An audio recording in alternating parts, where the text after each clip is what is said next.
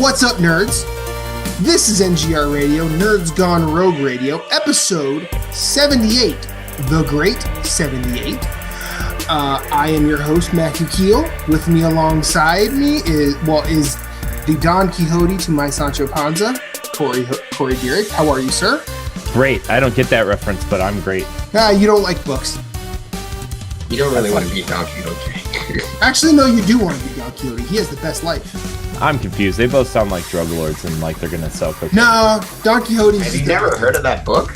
Don Quixote is just a misguided old man who sees windmills as gigantic enemies that he must be a knight and fight.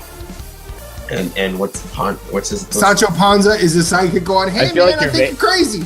I feel like you're making up the plot of the book right now. Nope, this is a book written by... It's honestly, like, I think the Observer called it, it was at the top of their list of greatest books of all time, only because it came out the earliest, but it's like the first example of like a narrative, of a long form narrative.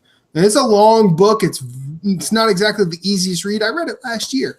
Not last year, in 2016. 2015. And it's actually still, for being like a few hundred years old, almost a century or almost a millennium old, still good. So yeah. Spanish book too. Cervantes. What's his name? Terry Gilliam. Gilliam was gonna make it. He's tried like 18 times to direct the movie. There was documentary in the middle of last decade called Lost in La Mancha that basically ended with him crying, going, I don't know what to do. And I'm like, you know what? I'm not sure I believe you, Terry Gilliam. You're great in Monty Python. You directed a few great movies. I don't know what's going on here. Moose, you're the third voice on this trio. What's up? How are you, sir? I'm good. Doing good. You're still sick. Still sick. I'm recovering. I got drugs now, so hopefully the next couple days. And we got the weekend coming up, so drugs are good. Oh, well, yeah. Anyways, medically prescribed drugs. Well, I'm just getting I don't condone being a drug dealer that Matt made me. So cast judgment on those. But anyways, yeah. So I'm doing pretty good. How are you, Matt? Yeah. How are you, buddy? You seem like you're in a great mood. Yeah. Was work good? I spent our B-side talking about vinyl. Of course I'm in a good mood. Yeah. Also, no, it's been a pretty good week. I did some streaming the other day. I streamed Ahmed beating the crap out of Moose and I in Dark Souls PvP. and he skipped our play session, Moose. I know he did. He was getting his wiki whacked. No, I wasn't even. That's why I was talking about Cheese Whiz before the show. That was on the table, but I was too tired to deal with it. No, I went and did yoga last night for the first time in a while. And yoga. No, I did yoga. I like yoga. Yoga's a good time. I know. I'm just messing. I know you're just being a Chris Har about it. It's fine. I did that, and I was so unbelievably drained after. I came home, ate my dinner, and does it not? It is like a full body workout. It's like hardcore, man. Like I remember when I first started doing it, early in 2017, and it was something that revitalized me in a weird way. And then I eventually started working too much and couldn't do it as often. And I'm looking to get to doing that more regularly because I feel really good after that. It actually does relieve a lot of stress because you spend a lot more time thinking about what you're doing rather than the stress of all the stuff that is supposedly happening to you. Mm-hmm. And it's surprisingly good therapy, believe it or not. What you drinking tonight? I am drinking Is This the Real Life by Single Cut. Nice. It's not just fantasy. It's not caught in a landslide. There's no escape from reality, though. Come on, Moose. I know you want to. No, I'm not doing it. All right. No. Corey, can you do it? No, you can't do it. Jokes. Love it. I love when you try to make me do something music related. I'm so At least you know it's music related. You're getting better. You're getting better. I feel really bad that I'm so sick. That's Queen, by the way. I couldn't think of the next line. Man. That's why I didn't want to do it. I was just like, I can't think of the next line. I'm so drugged up. I can't think of the next line. I don't know the words. I just know it's Queen. Look up to the skies and sing.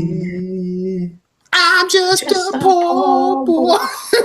God, it's such a good song. Such a great song. Right? Okay, so anyways, we've introduced everybody. Moose is sick. Corey and I are all right. What are you guys playing? Corey, what you playing?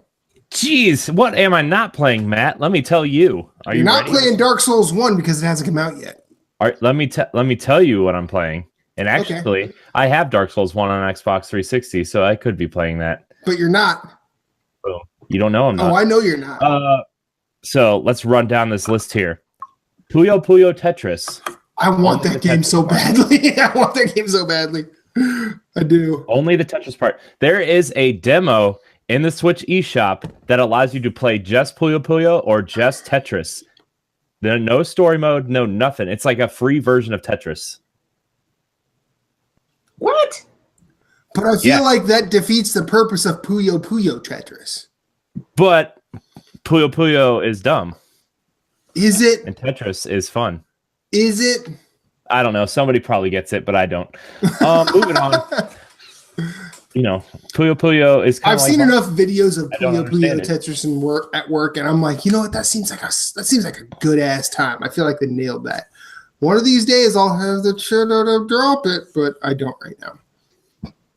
Yeah, I think you do have the money to buy it. You just aren't. You're just working during regular store hours, and by the time you get out of work, stores are just closed. There's truth in that, but also I'm trying to pick and choose what I spend things on, not be, spendy. He's trying to be a responsible adult. It's difficult. So boring. It is. It is. It's fucking boring. It's fucking difficult. But at least I have a shit ton of backlog games I can play. But here's the other thing. At least you get to play what you've bought. This is true. Yeah, this is true. Here's the thing, though. I feel like 2018 is NGR Radio's year of the backlog. I feel like we're going to be going through all these backlog games, all these great games that came out last year. Like, I still need to play Neo. I still need to play Persona 5. I still need to play Nier. Mm-hmm. This is a year of a backlog, man. I'm feeling it. I mean, I'm feeling it. I need more night and God of War in my life. It's like backlog plus Dark Souls Remastered plus Monster Hunter for me. Are you getting it for PS4? Monster Hunter? Right? PS4? Yeah. Hell yeah. What else is he gonna get it for? I don't know. Where the hell is he? Where did he put it? Is he gonna pull an Xbox out of his ass? Everybody I'm talking to, it's just a natural kind of ending to that sentence because I talked to Joey. I'm like, because he's a big Monster Hunter fan, and I'm like, "Are you getting Monster Hunter on PS4?" He's like, "No, PC." And then I don't have a PC I can play on, so all my other friends are getting it for PC, and so it was just like a natural progression of the sentences. Like, "Are you getting it for PS4?" So, okay, yeah, no, it is. I understand it now. So far, it's like the only game I've ever wanted Chris Hardy yell at me about. So, there's that. So I'm thinking, Matt, and maybe if I get it, we'll play together, and then Chris can yell at both of us. Awesome. It just adds to the list of things we're playing together. I know. I'm not. No, I don't want it. No, I'm not going to fall down that rabbit hole. I got a backlog to play. No, Moose. I'm not losing $100. I'm going to tell you this right now. I'm going to tell you this between now and May. Get what you can done. I'm trying, dude. I'm trying. Don't worry about playing Neo with me. Don't worry about that. Don't worry about playing Bloodborne. Well, maybe Bloodborne with Corey because he's kind of the boss. He's like a lost little puppy in the Chalice dungeons. Actually, it's not as bad as you are. You get lost pretty easily, and so does Derek. Oh, fuck you, man! I beat those Chalice dungeons by myself. I'm sorry. I do get pretty lost. You know what? I get lost just walking around the world. I popped in a little bit today to walk around, and I was like, I'm gonna go to one of these tombstones. I'm just gonna pop into a random spot and see if I can get my way out. It was insane how lost. Walk 10 feet and then walk back to the lamp and say like, "Hey, I got myself out." That's funny. But okay, so before we get to Bloodborne, because I'm having a blast playing Bloodborne, so I've been playing Puyo Puyo Tetris, The End Is Nigh, Super Meat Boy. Let me tell you what, Super Meat Boy is amazing. Right? The fact that I A+ the whole first world and then pressed Y and it turned into the dark world, and now I'm trying to A+ all of World 1 before I move on to the second. Oh, I'm obsessed. I can't stop playing. Welcome to the nightmare. The best part is when you hit that button to switch worlds, you see Dr. Fetus flipping you off. It's so good. Yeah, it's so good. So good. It's so good. It's a great game. I love that. You think you're good at this game? Fuck you. Here's the dark world. I love the art in that game. I love it. I love it. It's so good. It's so simple. The, whatchamacallit, the replay when you die. Like you can watch all your that's always awesome. And it plays like all of them at the same time. Yeah, dude, it's awesome. Especially when you die in a level, it's like 100 times. It's just like, poof, like they just like burst out of like what, and it's just you see all these Meat Boys just burst out of the starting line, and you see all of them just drop. It's so good. Like half of them drop off in like the first 5 seconds, and then they just like keep running. Oh, it is good. It is the best. Yeah. Oh, it's so good. The best. Like I can't wait for Super Meat Boy Forever. So. Like that game. Yeah. That game. Meat Boy Forever is the instant runner, right? That's supposedly coming. I think it's just a build on top of Super Meat Boy. Not so much a sequel. Well, what it is it's the mobile. It was going to be mobile only. Yeah, it was going to be mobile. They moved it to consoles. So. And then I think there's also going to be. They're basically retooling like their user generated stuff they did early on in Meat Boy's lifetime. It's 1.5. Yeah, I'd say more so than it is a sequel. But like I feel like it's the same principles that that Mario World built on Mario 3. It's not like a drastic difference, really. Yeah, it's also not 8-bit to 16-bit. So yeah, as far as I know, unless they've changed it. But no, that game is so good. Have you done any of the warp zones, Corey? Yeah. I love cool. Those legitimately are like my favorite things. Yeah, I found 3 of them in the first world. Like there's probably a couple more. Have you found a glitched one? Those are a good time. Oh boy. I think there's one for each world in Meat Boy, and when you'll notice it because you'll see Bandage Girl. It looks like she's kind of flipping out when you get to her. She'll like be just doing all this weird stuff, and it's because she's glitched. So when you save her, you get sent to this glitch world. It's just like a warp zone, except it's usually like the one you find in the first world is -1, and the one you find in the second world is -2. Surprise! And they're like some of the more difficult portions of that game. But like Moose and I have said about Dark Souls several times, you're not dying because the game is against you. You're dying because of your own mistake. Mm-hmm. And one thing I also love about Super Meat Boy is as you pick up bandages in the world, you start getting sent to warp zones specifically for characters. Like in the first world, I think it's Commander Video from Bit Trip Runner, and you can with him you can jump and like hover a little bit, and then in the second world there's Jill from the Great Jill Off, which I don't know what that game is, and I haven't done any research, but she looks like Batman to a degree, and you can also like hover down rather than float across like Commander Video. They play with the mechanics really well in that game, and all of it works. It's never like, oh, maybe they shouldn't have done this. It generally or OP like makes the character. Yeah, it's never super weak or super OP. It's just good. Yeah. And and Super Meat Boy is a masterpiece of platforming as far as I'm concerned, and I will stand by that statement probably till either something infinitely better comes out or I die. Whichever comes first. Probably the latter. Yeah. Makes sense. What else you been playing, Corey? I've been playing a lot of Mario plus Rabbids Kingdom Battle.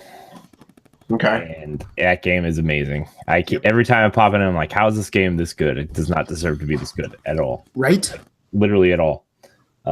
So, I mean, yeah, it's pretty awesome. I'm not gonna lie. And the way they make fun of Luigi is just the funniest thing ever, because like after you beat the Donkey Kong boss, Peach, Matt's staring at something. Nice.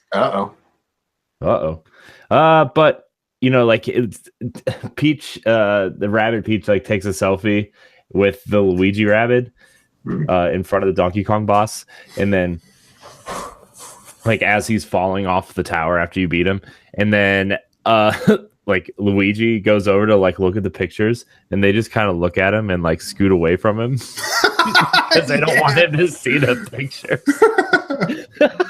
And then he just goes and sits down. Why the fuck does everyone hate Luigi? I don't know. But then, like, the moment after that is even sadder when, like, Mario's talking to, like, either, like, Beepo or whatever. And, like, you just see Luigi behind him, behind this brick, like, peeking over their shoulders, trying to see the pictures still. He's like, hey, guys. Hey. Oh, my gosh. I literally laughed out loud when I that game is funny as hell. Yeah, that game is funny as hell. There's and then Goomba floating on a fountain that's coming out of a toilet. It's true. That is true. I just got to this part in the second world where a bullet bill is stuck in a pair of underwear. Yep. And he's like tied up in the drawstrings of the underwear, and his face is coming out of one of the leg holes. It's pretty funny. And then the part where I just stopped playing before we started recording, what's his name? Bowser Jr. is flying around in the little clown face. Yeah, that dick on wheels. Okay. And like Bowser calls him on his cell phone. He's like, "Hello, I'm kind of in the middle of something." And he's like, the rabbit that's with him is like making a lot of noise, and Bowser thinks he's throwing a party. Yeah. That game is so good. And then he tells him to take the trash out. Yeah. Like, do your chores. Yeah. That game is so good, man. It's just man, it's real good. But then been playing some Bloodborne with Moose this week. And there's a couple exported I was supposed to play, I fell asleep. We've been through this. Okay. Yeah. There's some exported streams on the YouTube page, so you want to watch us kill some stuff. But man, it feels real good when you beat a boss on the first try. We did it. We've multiple bosses on the first try. We've done it like what, 3 or 4 times? Yeah, we killed Murgo's wet nurse, and then we got him the 4th, 3rd umbilical cord. Well. Yeah, no, 2. You only had 2, so we got you 2, the last 2. So you have all 4 now. So you're ready for the final boss. But then Corey had the decision to either do the Chalice Dungeons or the DLC, because I recommend doing the DLC before he goes into New Game Plus, and so he chose the Chalice Dungeons. So we started those. And those are pretty entertaining. Yeah, they're fun. They definitely like seem like I should be doing those as I progress through the game, because those first 2 were kind of easy. Well, you can't get some of the chalice dungeons till you beat the later bosses. Like Amygdala drops a chalice dungeon, so there you can't really progress. Excuse me, too far into them unless you beat all the way up to Murgo's Wet Nurse. Like when I played through Bloodborne to its entirety the first time, that was when I unwrapped the strategy guide. And the strategy guide basically lists out a progression. It says, hey, when you start getting chalices, do chalice dungeons. But at the same time, I didn't find that fun. Yeah. Because like through my next playthrough, like I started doing them as they said do it. And they didn't really scale. Like the first, I would say the first 4 chalice dungeons, I was midway through New Game Plus. I think, well, actually, no, I was to the Bloodstarved Beast because that's who drops the first chalice. And through all of the levels that I could reach with that chalice, I walked through it. Like I didn't, yeah. I maybe used a blood vial twice. Yeah, they are pretty easy. If you're like towards the end of the game, like but there'll be a huge difficulty spike. There's a difficulty spike the one before the Cursed to Marian Defilement, which is where the Amygdala one is, right? Don't talk about him yet. Okay, right? Okay. No. Moose's blood pressure. We will not mention him.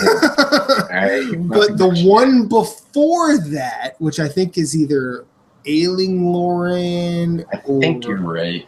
I think it's Ailing Lauren. I think you're right. But that's where all of a sudden you're not just a walking death machine anymore. No, and it gets rough, and they put some enemies like they put you in some tight spots when you come into rooms, and you've got 3 or 4. You got 3 werewolves, and then you've got remember the spiders. Remember the room that had the spiders? The room, well, it's not the spiders, but it's like the bell. It's the bell people, the bell women. Right. Well, yeah, but they spawn the spiders. You channel in, spiders and feral things and all their stuff. And you, instead of just fighting all of that, you need to go in and kill them, then deal with whatever's left. Yeah. Like the problem is like you have the spiders, but then like I was saying, you have the werewolves who are there regardless. It's like if you kill the bell ringing women, the werewolves are there anyways, and so you're like, well, I gotta deal with them and deal with the bell ringing woman. So it gets a little rough. Yeah, it does. But like, I think it's them just saying, hey, you're not just a walking death machine. Right. So he's done 2. He's got 8 more to go. Only 8? All right. Good for you. Well, yeah, there's only 10 total. Well, the strategy guide says 10. So. All right. It's fun, though. I'm enjoying myself. Yeah. We won't die as often with Amygdala on his playthrough. Just because, yeah. I'll be honest. No, I'm not going to say that. I'll say this to Moose only offline. So Corey doesn't have any hints. Yeah. I will just quote Chris Haar and say, I hope your anus is ready. Yeah, exactly. Have you been playing anything else, Corey? No. I've been playing some Box Boy on 3DS, but I was playing that while my Switch. What are you doing with your life? I was playing it while my Switch was charging, man. And fair enough. Okay. That's fair. So, yeah. Moose, what you playing, my friend? Last of Us. Playing some Last of Us. I'm ready for the game to be done. I'm just no. Like I got to the point where I'm like, okay, story's doing well, story's moving great, but it's I don't know. Like it's getting very repetitive. Like I'm in this scene, and again, spoilers if you haven't played it, then you're like me and you deserve to have it spoiled. So either stop listening or whatever. But like you're going to find the Fireflies to deliver Ellie to help be the cure or whatever for the disease. And like I'm in this science lab and I'm moving through the science lab and no one's in there. There's all these bottles on the ground, all these bricks on the ground. and you find some monkeys, and then you find out that shit went sideways at the science lab, and so they moved back to their home base, or they moved to like another area, and then somebody comes in and like, I don't know, for some reason just shoots at them. I guess they had a light on when they were in the room, and it's it's that great story mechanic where it's somehow just 1 in a million chance somebody sees you and they shot at them. So now you have to like work your way back through the science lab, hiding from, I guess, humans. And it's just like, all right, this again. And so it's just like, I was talking to Jason about it, and Jason was like, he got tired of it, and he just eventually went full. He was like, I don't give a fuck about stealth anymore. He's like, I'm just gonna start shooting shit. And so I'm kind of doing the same thing. Like I'm just going through.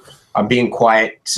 I'm quiet to whittle a few of the enemies I have to clear in an area down, and then the rest of it, I'm just like blowing shit up with the shotgun, like everything I can, because I'm just like, I just want to get through this as fast as possible, because I am enjoying the story. The story is superb, but to me, like the gameplay is just getting repetitively ridiculous right now. I'm like to the point where I'm like, I'm done with it. So anyways, Last of Us, played a bunch of that because I've been sick the last couple of days. And then Zelda, I really hit a huge, I put in some serious progress with Zelda. So rich vein of progress, like a huge amount of progress, like this weekend, especially because Matt got one, but I got an 8-bit Do controller, the Super Nintendo controller, and I'm thinking about it when I get paid. Oh, dude, that thing is so awesome, and it has motion controls. Sweet. So, I was playing with that, and I've been unlocking shrines. I've been progressing the story, finding towers, and now I just got to the town with the flying. What is it? It's a Divine Beast Va Mado. So, which is the flying Divine Beast, and so I got there like Tuesday, and so I was trying to figure out the puzzles in there and whatnot, and so I finally figured that out. And then I was reading like, hey, you should go farm some stuff so you can boost your hearts so that you don't die as easily with the boss. So I went and did that, found a shrine, and then I came back, and tonight I went back and fought him and beat him on the first try. And so that's where I'm at with Zelda, but I'm having a damn good time with it. Loving it. Loving the game. It's just amazing what they've done with it. Like you sit there and you're playing it, and you're imagining like, man, this is like how the 8-bit world like looked. You know what I mean? Like when you're like walking by a river and the enemies pop out of the water and shoot a boulder at you or something, and some of them are even in the ground hiding as like shrubs or something. So it's pretty cool. Like I'm enjoying Zelda a lot. I'm looking forward to progressing the story and finding more shrines. And now that I know where I can farm the fruit to expand my hearts temporarily, because it expands them temporarily, but they stay. But once you lose them, like you don't gain them back. You'd have to eat another cooked meal to get them back again. So like I think you cook 5 of the fruit and you get 20 hearts. You get 20 temporary hearts. So then like they stay with you until you take damage to the point where you lose them, and then you just have to eat another dish. And then you can farm those fruits at that spot like once every 24 hours. And I think you get like 18 each time you farm. So the blood moon mechanic.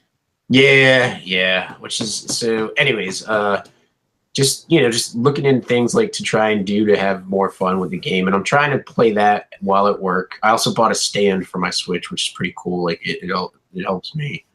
Like I don't have to like hold it while I'm playing, because I use the 8-bit controller while I'm at work, because it's just more comfortable. I'm sorry, but the right Joy-Con, the placement of the analog stick is just freaking terrible for that game. So it's awkward for me to have to like bend my thumb all the way down to try and like aim my arrow. So it's just easier for me to use the 8-bit Do controller. So I think it's smart that controller put both sticks at the bottom. Yeah, I agree. And I have a Pro controller, And so I'll play with the Pro Controller while I'm at home, and I love the Pro Controller. I wouldn't have recommended that just because is the Pro Controller the same situation? I don't remember. No, it's completely different. It's a lot like a basically Xbox 360 controller. See, that's and that's the one thing that's sort of a turnoff for me. Oh no, dude! It's freaking legit awesome. Like the triggers are awesome. I think it's the best controller Nintendo's made since probably Super Nintendo, honestly. And it's very ergonomic. Like it feels great in your hand while you're playing. But like I was saying, when like I find aiming easier with that than the Joy-Con, so I usually play with the Pro Controller when I'm at home. But I've been playing that. You and I did some streaming with Dark Souls 3.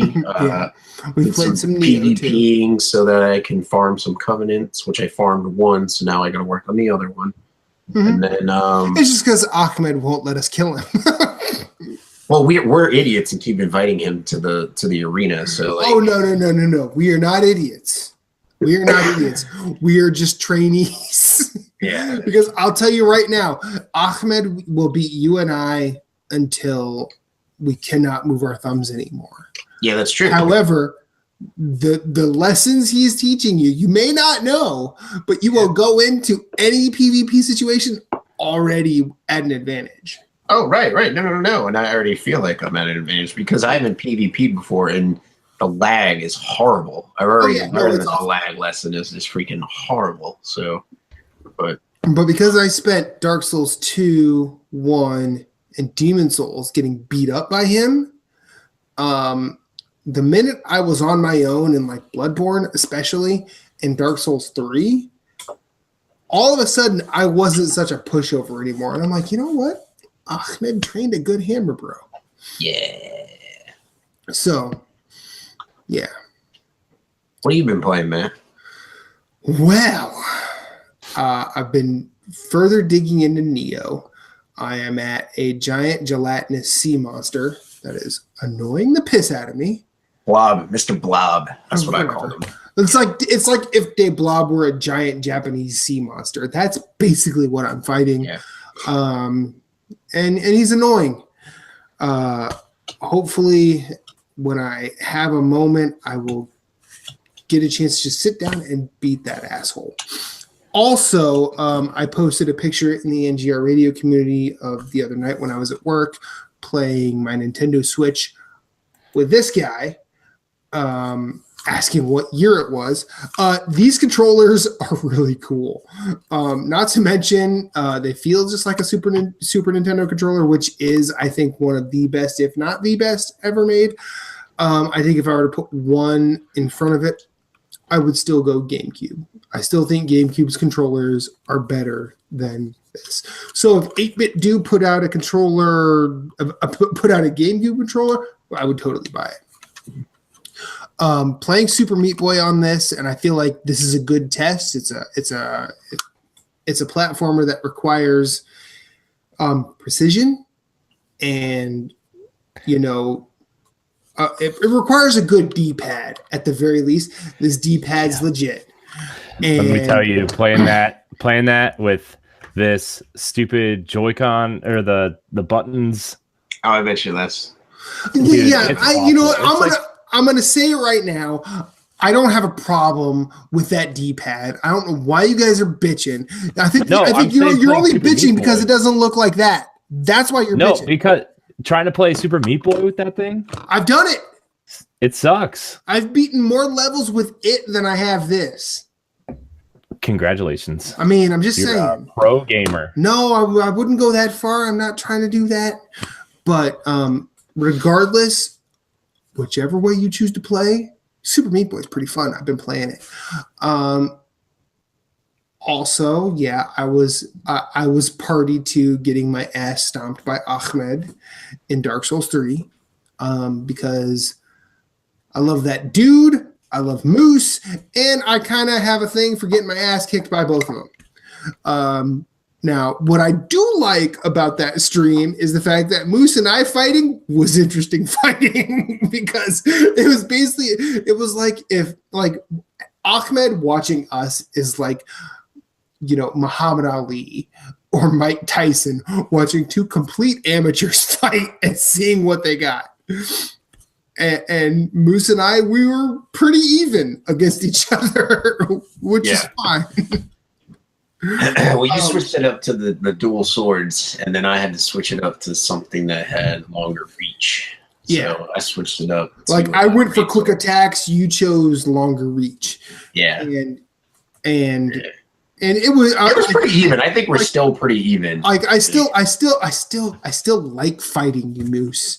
Yeah. I'll be 100% honest. I do like fighting you. I like even like sometimes when I lose, like I still drop your health to like a sliver. Like you'll come in and you'll hit me, and I'll be able to get like 2 swings across, and I'll take your health down like way down to nothing. Because the great sword, what is that? Gaul's? I think it's Gaul's great sword. It's the final boss in the Gales in the DLC. It's his great sword, and that sword is freaking awesome. I love that great sword, but that's what I switched to start using, and I got you pretty good sometimes. But then your speed whooped me like when I extended my reach. So it was a good chess game, and it's still is, and it's going to be because we'll be doing it for a while. Yeah, no, we will. We will. Oh, we will. Yeah. But yeah, so Dark Souls 3, Neo, Super Meat Boy. Am I playing anything else? No, I haven't played anything else. I'm glad you're playing Neo, and then you got me playing Neo with you. Yeah, which I'm in. Co-oping Neo with Moose has been a fun time. Oh, here's a funny story, and Moose will be sharing this. I gotta share the video. You have to share the video. Share it to the NGR Radio community. Share it to the Hammerboat community because everybody needs to see my stupidity in action. So I decided to try. Like I'd restarted Neo earlier this year. Using the Odachi, which is a gigantic katana, and it's fun and it packs a lot of punch. Also, I chose the Kusuragama, which is a weight attached to a sickle, and you can use both ends to deal damage. Yeah. Both the Odachi requires like strength. The Kusuragama requires more dexterity. But then I found what I like about Neo is you can pick. There are only so many main weapons, and I feel like this is where Team Ninja got it right versus From Software. They have 5 or 6 classes of weapon, and everything that drops is within. Mm-hmm. So I found a spear. No. What this opens a player up for is you can say, hey, I could try new things with each different thing that drops, whether it's a single katana, if it's a dual katana, the Odachi, you have battle axes, you have hammers. I don't like the hammers in Neo, and that's probably my one criticism of it. Hammers aren't good, dude. Team Ninja, figure it out. It made them slow and hard hitting, though. No, they hit fucking hard, but like you walk into somebody who has a fast weapon, you're just done. Mm-hmm. You are chop suey before you've even gotten a swing in. Yeah. And if you're lucky, you've gotten one swing in and escaped with enough time to maybe heal, and then you just get beat. But I discovered the spear, and I really like the spear, especially in low stance, because you start swinging it around like an old school kung fu movie, which is kind of my jam. And then I found that you could level up to this move that you can press. You could do a button press, and you could basically walk up, square up against an enemy, beat the piss out of them, and then pole vault over them. In theory, this is phenomenal. This is great fun. You pole vault over them with like half of your ki left. You can ki pulse and then continue to bust an ass whooping on them. Mm-hmm. However, the stage I acquired this stat on was a stage filled with water. Yes. It breaks in wooden decks. Yes. So what does Matt do? He sits there and thinks, maybe I shouldn't use that in this particular stage because the likelihood of me pole vaulting over an enemy into water is at the very least slightly increased. Moose comes in and we're like, hey, yeah, look at this move, Moose. And I do it on land. He's like, whoa, that's pretty sweet. Literally the second enemy I fight, I'm like, here we go, button press, pole vault, water, I'm dead. Yeah. And Moose literally, and I quote, Matt, I can't help you. That's like, yeah. That's like, and I'm like, this to myself. Wow. So I immediately went to my skill customization, untagged that, and I'm going to wait till I'm at a stage where I am on predominantly solid dry land. So I will look like a badass once again. And on top of that, I'm stuck at a giant gelatinous blob monster who honestly looks like an evil version of De Blob from the Wii.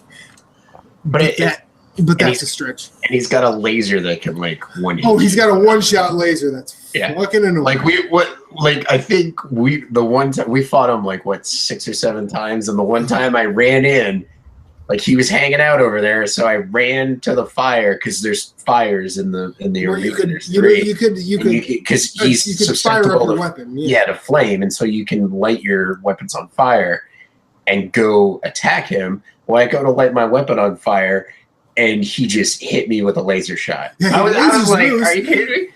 And then he turns and looks at Matt and hits him. He does the same thing. I'm like, what the hell, man? I just got here. Back-to-back laser shots. It was pretty crazy. But Neo's a great goddamn game though. Yeah, it's a lot of fun, and it's like I was playing Dark Souls. We were doing the Dark Souls PvPing, and I was playing Dark Souls with Neo controls. So I'd be sitting there trying to attack, and I started healing. You're just like Estes. yeah. I'm like, because our rule for PvPing is no healing, quote unquote, no healing.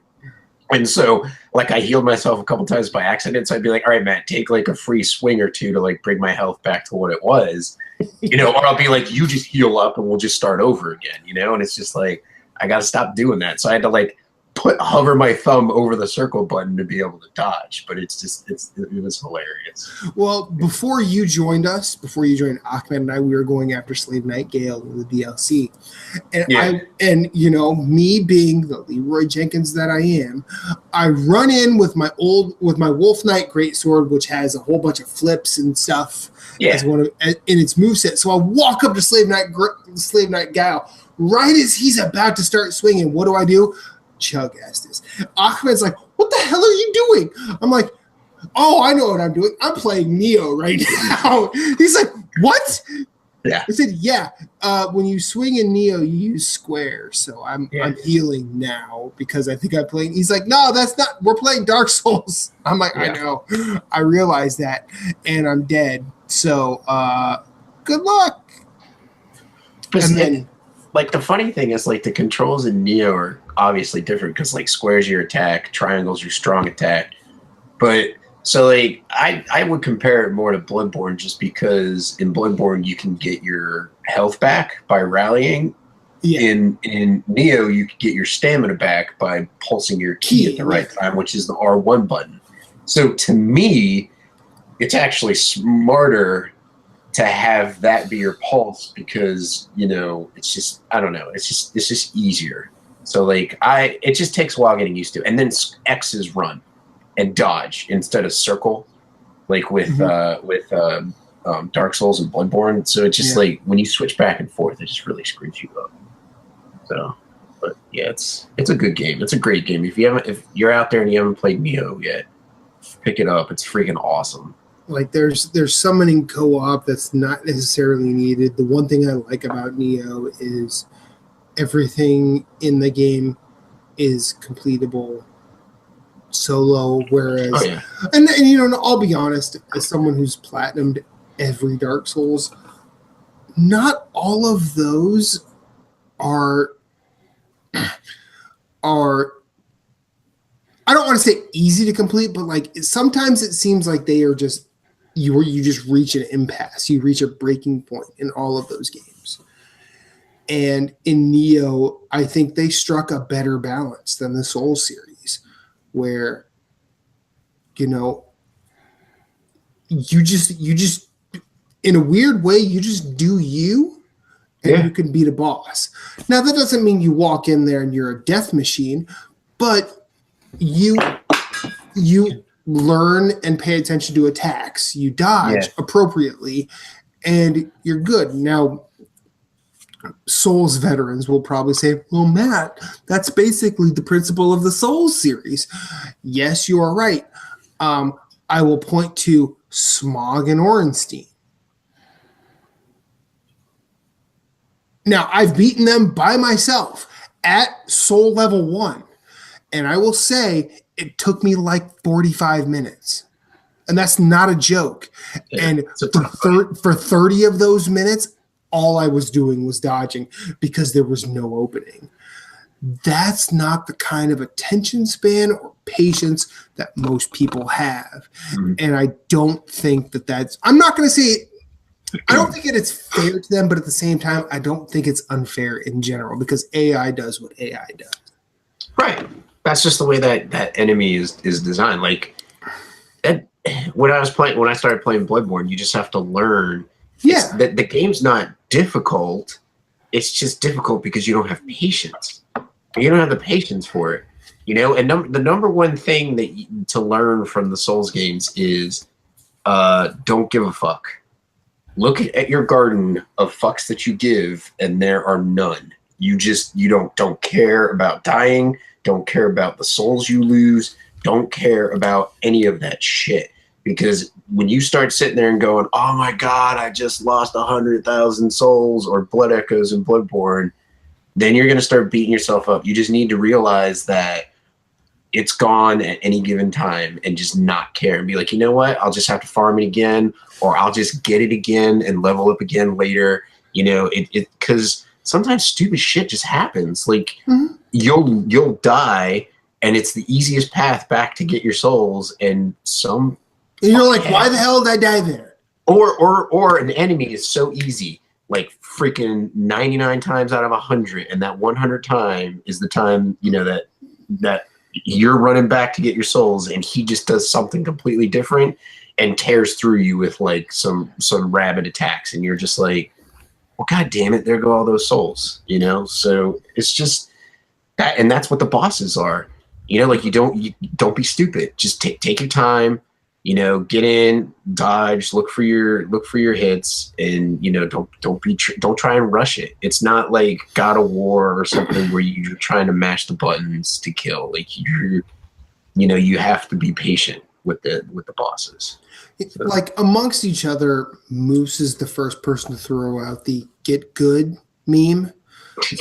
Especially the "get good" Jim meme. Oh God, I want that on a T-shirt. I think it's been on several T-shirts at this point. Oh, it has. I just want it on a T-shirt for me. Just Google it. You can make it happen. But like, there's something to that. Like, I'm not going to sit here and say, oh well, you can't beat this boss because you're not good. But the process of getting good incorporates everything that Moose just said. Yeah. Like it incorporates, you know, you paying attention. It incorporates you taking your time.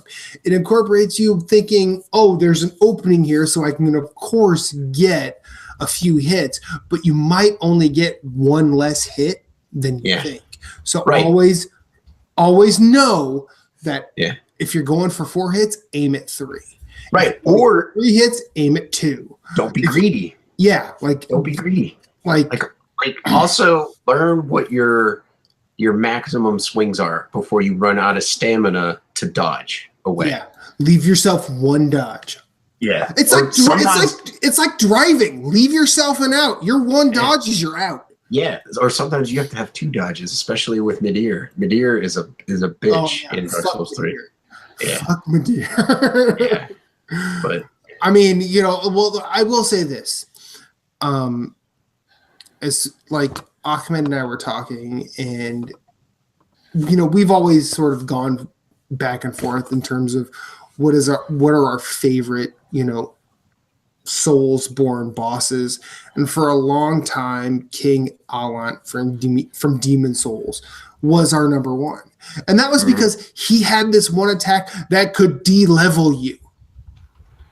Like, oh, you have all that dexterity? Nah, we'll just take it away because I'm King Allant and you're not. And both of us came to a consensus the other day that Slave Knight Gale might actually be the best boss fight in our estimation, because it was one thing. Like Ahmed and I tackled. He's not awesome. He's an awesome boss fight. Like he's an awesome boss fight, but like Ahmed and I, we take pride in fighting these things together. I mean, I know Ahmed he platinumed Demon Souls long before he met me. He platinumed Dark Souls before he met me, but there was something special about us going through those games together, which is something we've always tried to maintain since. And while we loved the boss fights in Bloodborne, the boss fights in Bloodborne are solid, to say the least. But Slave Knight Gale pushed both of us to the brink of our goddamn sanity playing it together. And yeah, I'm so glad From Software has decided to quote unquote end the series, but at the same time say, hey, we're not done with it.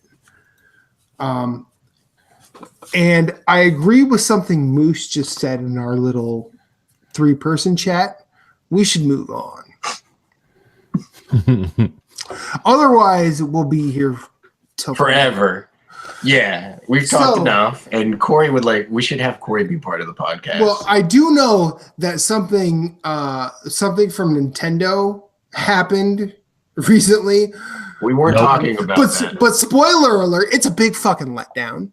And we don't want to talk about it. No, stay. No, Moose. No. As the host, I'm just saying no. No. Just no. But you know what didn't let us down? Corey, tell us what didn't let us down. Our fans did not let us down. Yeah. You know why? Because they've commented and emailed us questions that we should probably get to. We should, and we will right now. Corey, first up. Let's do it. All right. So our first question, you know what? Since this guy's been in our chat and kind of watched the last couple episodes live with us, we're going to ask his question first. All right. Deshaun Malone. Deshaun, asks, this is for you. What's up, Deshaun? With the large amount of news and announcements every week, it seems like, what do you think big guns are going to be at E3? P.S. My daughter loves you guys, and I let her watch on occasion. What's up, Deshaun's daughter? Note to self: always keep a shirt on. I can't wait for Alan to meme that. Yeah, Deshaun's daughter. When the creepy guy from the podcast don't give that motherfucker ideas, because now you're giving Moose ideas, and all of a sudden I'm going to become part of their meme war, and I have no quarrel with either of them. Now you see, nobody was thinking that, but now you gave me an idea, and so now, God damn it, Moose!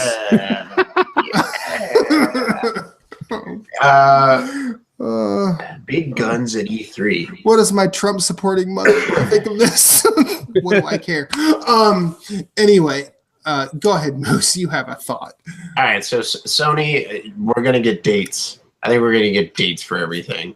I don't think God of War, they were saying early 2018. If they don't, they have said nothing. I feel if it was coming out in the next 3 to 4 months, they would have said something. So I feel like it's going to be pushed to summer. Unless like next month they announce, hey, here's the release date for God of War. Which they could. But we'll get release dates for that. We'll get release dates for Spider-Man. They don't... Personally, more Ghost of Tsushima, or Tsushimi, is it, I think?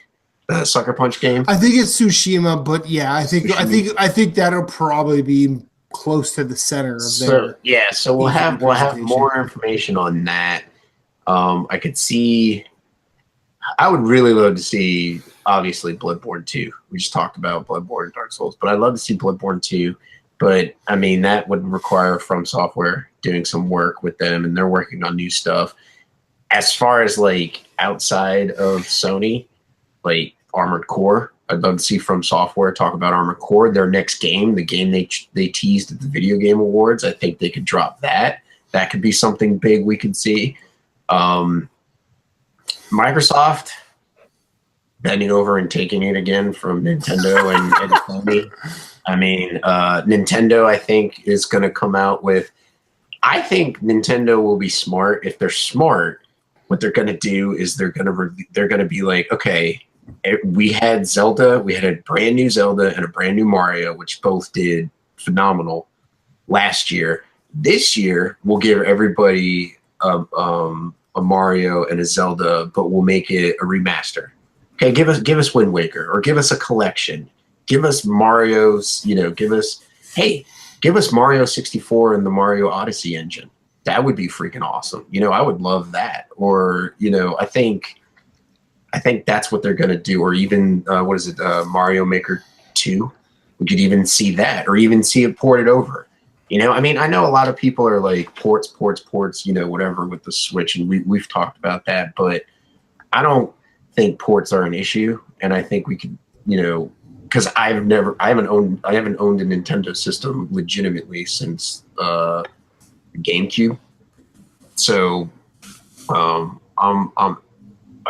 yeah, you're right, Matt. But anyways, I'm excited for E3 just to see like what surprises are they going to have, So it'll be interesting. What do you think, Corey? I don't know. I think Sony's finally going to date some stuff and give us a kind of like a proper roadmap for that. I don't know. It worries me that Microsoft is having a racing studio work on Fable. Apparently, is the new rumor. So, Fable cart, here it comes. But I think. I don't know. I think Nintendo, like I think so. I don't think Xbox is really going to show anything that we don't like. There's rumor of a new Perfect Dark. There's rumor of a new Fable, and that stuff's cool. But like, who really cares at this point? Like, as much as I want a new Fable, I just know it's going to be effed. Well, like, honestly, totally. Like, it's Microsoft running the show, man. They don't give a fuck. I mean, not that Sony's the best at handling studios when it comes to developing games, but we could probably sit down and dig in and figure out. We can talk about Lair. I mean, Polygon just did an article about Lair. Yeah, remember Lair? That tragedy of a game. I'm not saying Sony's the best at handling it, but they've gotten better, and they understand. Like with Guerrilla Games, going off and making Horizon Zero Dawn, and it's just like. Microsoft would never have let them take that chance, like letting a game studio take that chance. So I think, but going from like an action game to an action game, like it's different, but like you still have to work on like human movement and like how something that you shoot feels and stuff like that. That's true. You do, yeah. Moving from racing cars. To not that like Forza Horizon 3 isn't great. That game's amazing. It's probably Xbox's best exclusive at this point. But moving from driving cars to an open world action RPG, like, ooh, yeah, that worries me, especially with Microsoft kind of missing the boat on some stuff recently. It's like asking the guys that did RC Pro-Am to do Skyrim. Yeah. Sure. Yeah. Or Mario Kart to make the next Zelda. To be fair, the Zelda team did use the motorcycle assets from Mario Kart to make the one in the game in Breath of the Wild. So that's still cool, though. But that's just an indication that Nintendo's first party developers are talking. It's true. Yeah, that's true. I feel like it should continue. I agree. I agree. I like that. I think Nintendo's going to announce another partnership with some third-party studio to make some kind of wacky mashup. I hope it's not this. No, never mind. I'm just not even gonna go there. But I think we're gonna get a proper. I think Fire Emblem's probably gonna be their big game this fall. We're gonna get a release and a title for that. We're gonna get some sort of news on Metroid, whether or not it's coming out this year. I'm sure there's gonna be some more ports that are gonna debut, like Mario Maker and Smash. I think are big ones. So I don't know. I think Nintendo has a lot on the table already. It's going to be hard for them to fill it with more stuff for once. Yeah. I don't know. I think out of the big three, I think Microsoft's the one that's got the most to prove, and even for IP that people like for me, I like the idea of a third person stealth Perfect Dark game with Gears of War mechanics. I think that's a cool idea.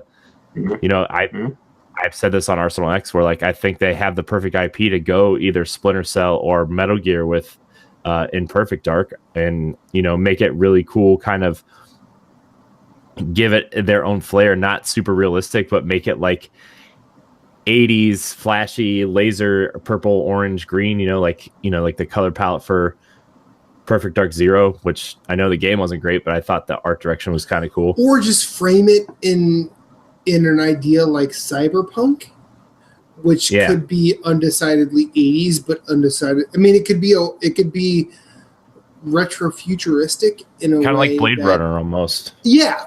Retro-futuristic in a way that reaches far into the future, but only towards the recent past.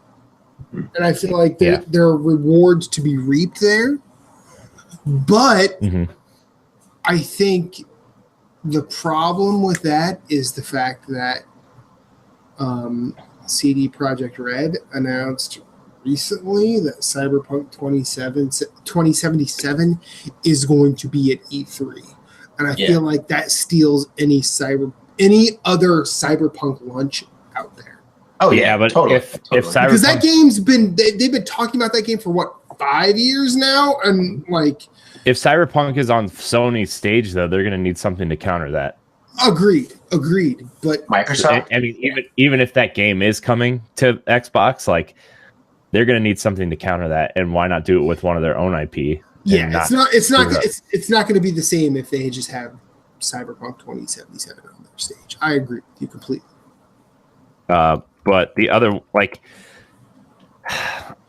I think that the Fable idea of this, they have something unique in Fable where your character ages as you progress through the game. They have the morality system. They could really do something unique in the space of a Zelda / Horizon open world action RPG space. But I don't think they have the caliber of a studio to pull it off. That's my only thing with that. Where I love Fable. I think Fable 2 is amazing, and I think Fable 1 was great. Fable 1 and Fable 2 are, I'm with you. But I just think no. But let's. And then my big thing is if you're gonna make Fable again, why did you close Lionhead? Keep them open. Don't make them make a Connect horse riding simulator and a card game and a dungeon crawler nobody wants to play. Allow them to make Fable. Don't close them. Yeah.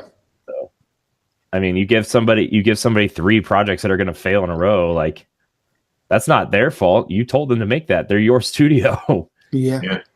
You done messed up. So I don't know. I think though, the rumor is the Coalition is 3 teams now, which is the Gears of War studio. So they have a Gears team and a kind of an Unreal distribution of systems team, an engineering team that they distribute things to other studios. I know they've been helping with the development of PUBG a little bit through that, and now they're apparently not enough because that game is still broke as hell on Xbox. I know, but that game's still broke on PC too a little bit. So not so much anymore. Well, now we'll see. The thing is, I think the problem with PUBG on PC is that there are so many cheaters, but at the same time, that is the hallmark of a success on PC. I mean, you can't when your game sells 35 million copies. you can't stop all the cheaters. Let's exactly. You're a popular game in the modern age. Of course, people are going to try and cheat to be good at it. That's just how things. That's just how things work. I mean, Counter-Strike had it. Mm-hmm. Team Fortress had it. Half-Life had it. I mean, everything that is multiplayer, maybe not Half-Life, but every multiplayer game on PC has modders and cheaters. Yeah. That's just how it works. That's how you know you're big. It's like Weird Al Yankovic covering an artist's song. Yes, that's how you know you made it. My head. That just popped in my head. I mean, come on. Nice work. This is not amateur hour, despite what anybody might say.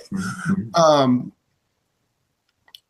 gonna go. Do you mind, Corey, or did you have anything else? No, that was kind of it. I'm really just, I think Sony's laid out their roadmap. I think Nintendo has a lot on the table already. I think they still need a big game for the fall, which all things are pointing to they're like literally hiring people to help to get Pokemon out the door this year. But I still think they need a big title for the fall. So that's like really the one question mark I have.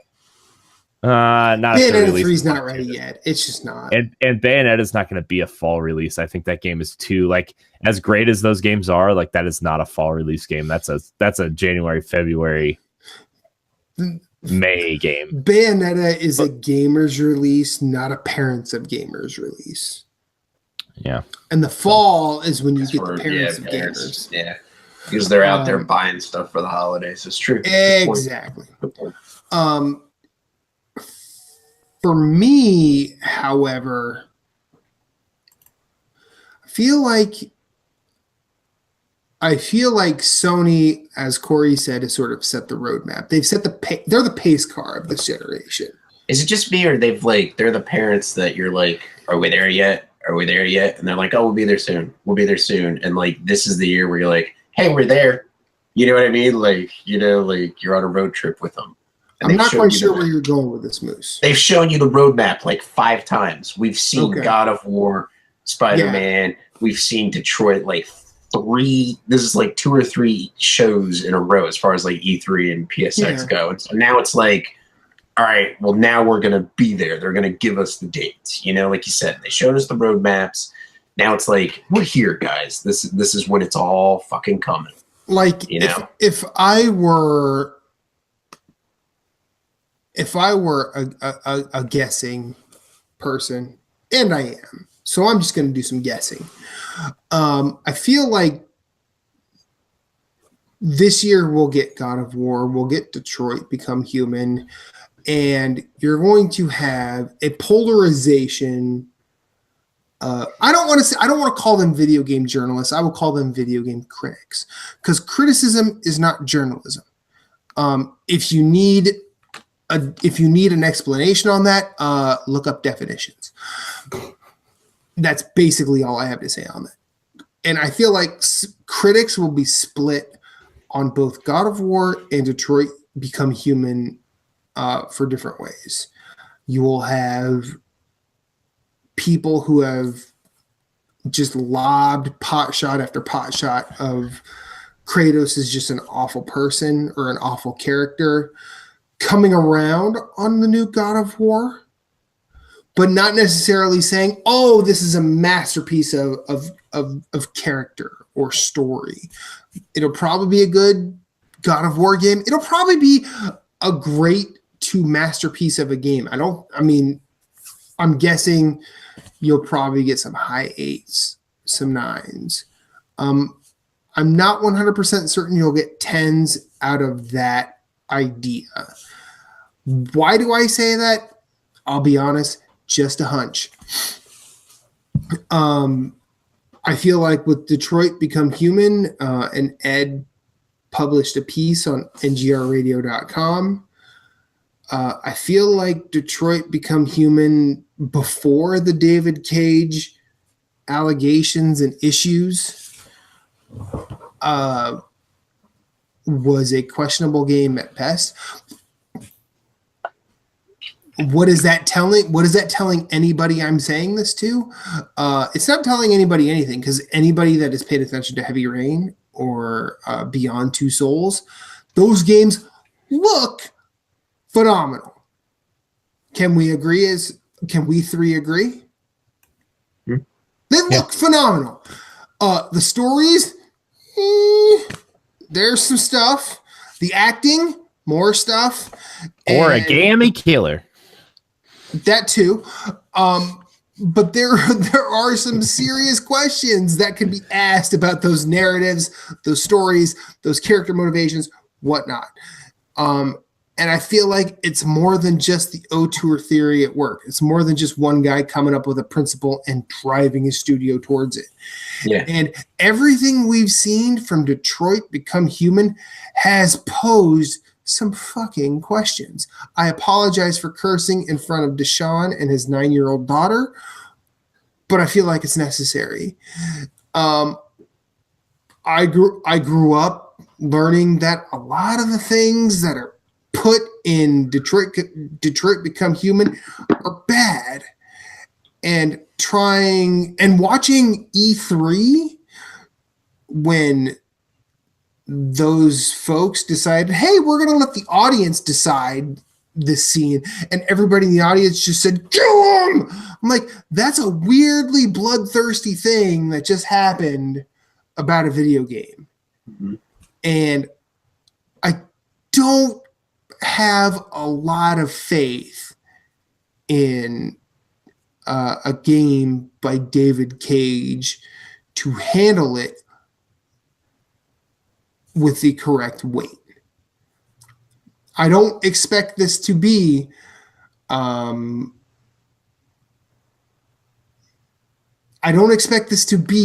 balanced look at issues of today. I feel like, if anything, it's just going to muddy the waters.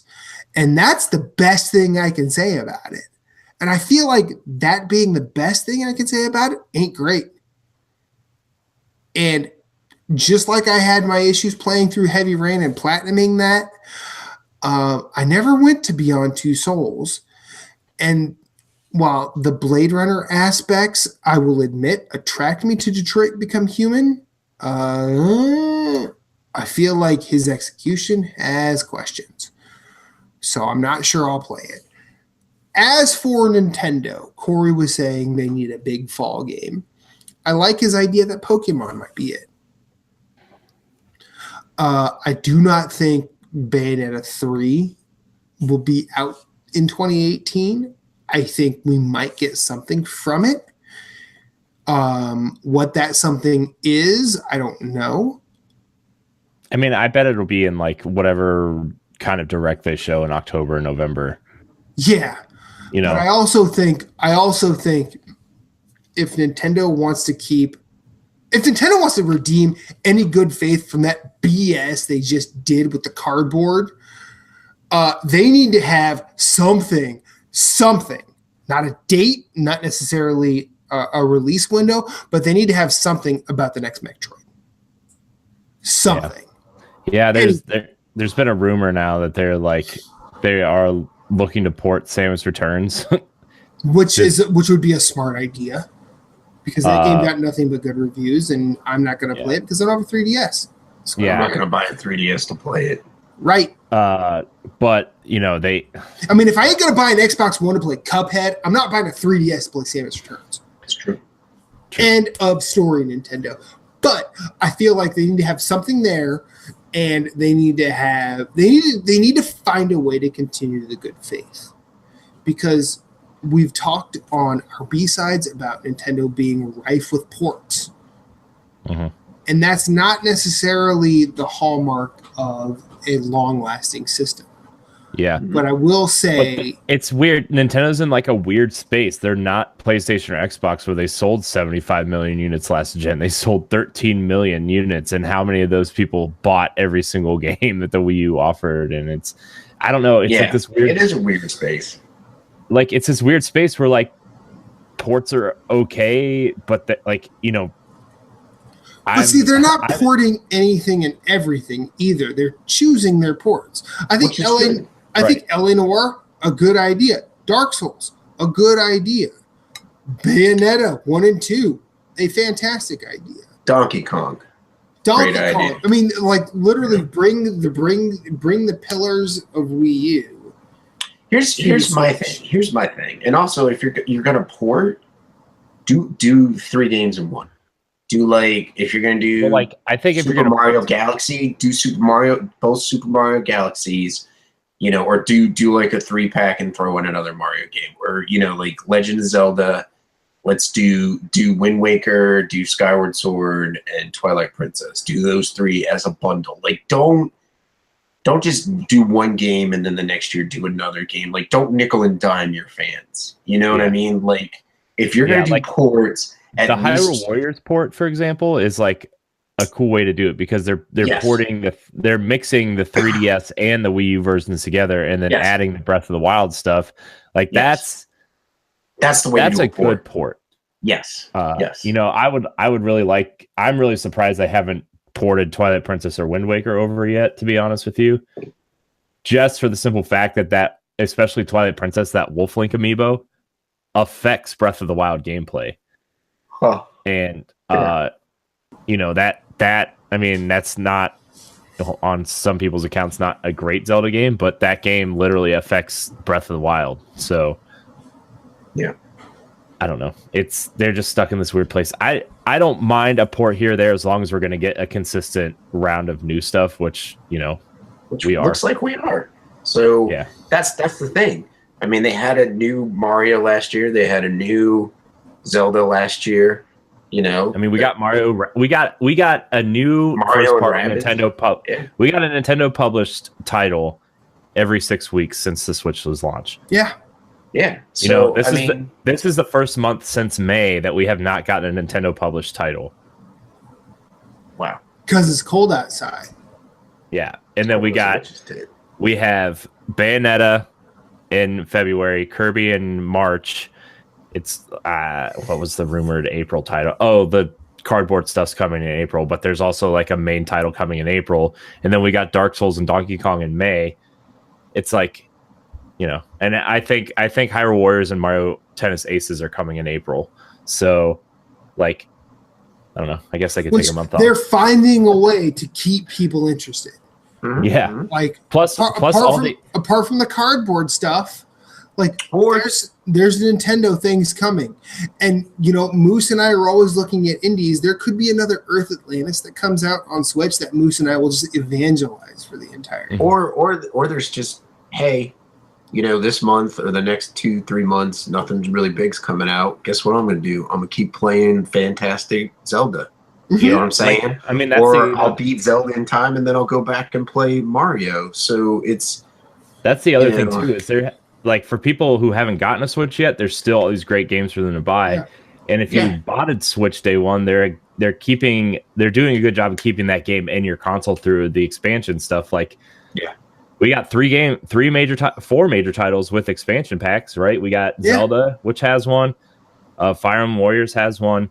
Mario plus Rabbids has one, and we're getting that first DLC in March or April. Bananarang, mofo. And then Xenoblade Chronicles 2, their first patch or their first DLC was released this month. So, I mean, they're doing a good job of keeping the cartridges in your console or whatever. So, unless you're digital, then keeping it on your SD card if you bought a big enough one. If you're digital, they keeping your money, son.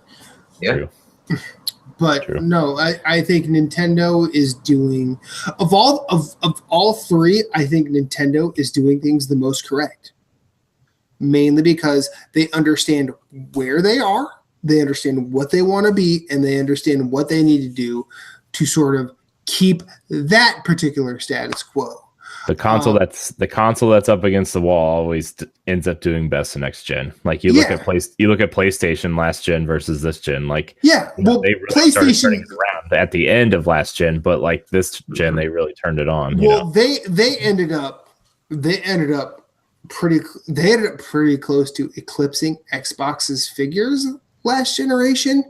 Yeah, they had a weird fight back. Yeah, most of it was centered around the fact that there was that one E3 that all they did was they're like, well, we're not going to talk about entertainment. We're just going to talk about games. Mm-hmm. And all of a sudden, that was the year that their sales just turned around. Yeah. And, with the PSX 2017, It was underwhelming. I'll be the first person to hold my hand up. I'm pretty sure NGP's head honcho Moose here will agree with me. Whether or not he's NGP's head honcho, that's up to him and Jason. I'll let them fight that out. He's their head honcho, but missed the last 2 episodes. It's cool. Well, he's sick. We give him a pass. The last 2. Just this last one. But I feel like PlayStation is executing we're gonna hold them when we need to hold them and lay them down when we need to lay them down. I feel like they're not like in a position where they're like the rabbit in the tortoise and the hare, where they're just gonna take a nap and then the tortoise is gonna win. I feel like they are actually watching the battlefield and saying, hey, we're gonna let our troops rest, and then right when we need to, we will drop the hammer. I think them doing release dates this year, Sony, is going to allow them to drop the hammer. Yeah, I don't think there's no competition for Microsoft to make them rush any of their games out for release. Yeah. I'm sure some of the games that they've announced, like Days Gone, would have been released last year if they were as far behind Microsoft as Microsoft is behind Sony right now. So if this was the PS3 generation, they would be forcing those games out. Right, yeah. So I feel the pressure from Nintendo, even though Nintendo's like, hey, we're just hanging out and in our own little space. I'm like, just recently the Switch is the fastest selling console in US history. Mm-hmm. That's got to say something to Sony. That's going to be like, all right, well, you know what? Let's start firing the big guns. Let's get God of War out there. Give a date for Spider-Man. Let's sit here and say, hey guys, this year, if you haven't bought a PS4, hey, guess what? It's down to $199 now, and you've got this game coming out this month for this game, this month for this game. Just here's your entire year, planned out of great games. And not only that, but you have this humongous backlog of good games, that's come out on PS4. So, and then on top of that, none of these games are on Switch. So you could buy a Switch anyway and get Mario. True. Get them Rabbids. Get that Zelda. Those are AAA worthy games that you can play alongside us. Like, they are finding a way to coexist. Yeah.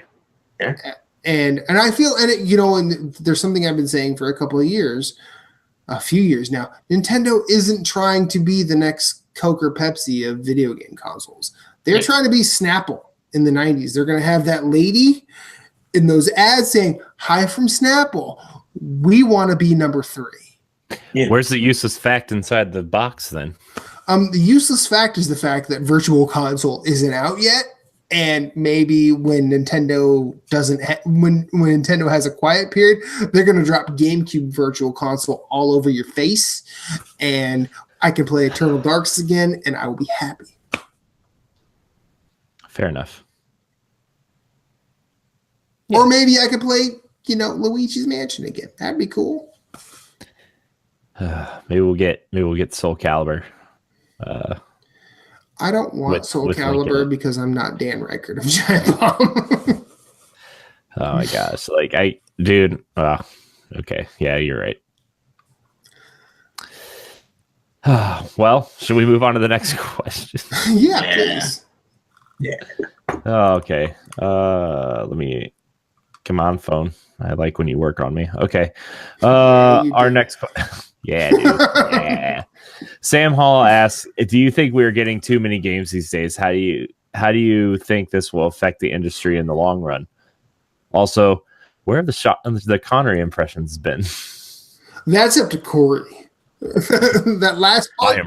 I impressed your mother last night. There you go, Sam Hall. I can't do a good one. How do you feel about that? Corey does the Connery impressions, and I just sort of try. Moose, he just laughs. He just smiles at our idiocy. As for the too many games, yeah, we're getting way too many games. I don't have enough time to play all the games. But you're also talking to people that are adults and have way less time than they do disposable income. If I were, still living at my parents' house about 20 years ago, with the income that I have now, I'd play every game probably to a better ratio than I do now. Yeah, ditto. And I feel like Corey and Moose would agree with me on this one. You got an adult. Like you're not, like you're not a kid. Your summer isn't just wake up, maybe do your chores, hang out with the family. Yeah, I don't get a summer vacation anymore. Yeah, you don't get a summer vacation to like game nonstop. Yeah. And I think it's not. I just think the quality of games has just increased. It's like you're not like, ooh, what comes out this fall, and it's like maybe 3 titles. So you pick one and you run with it.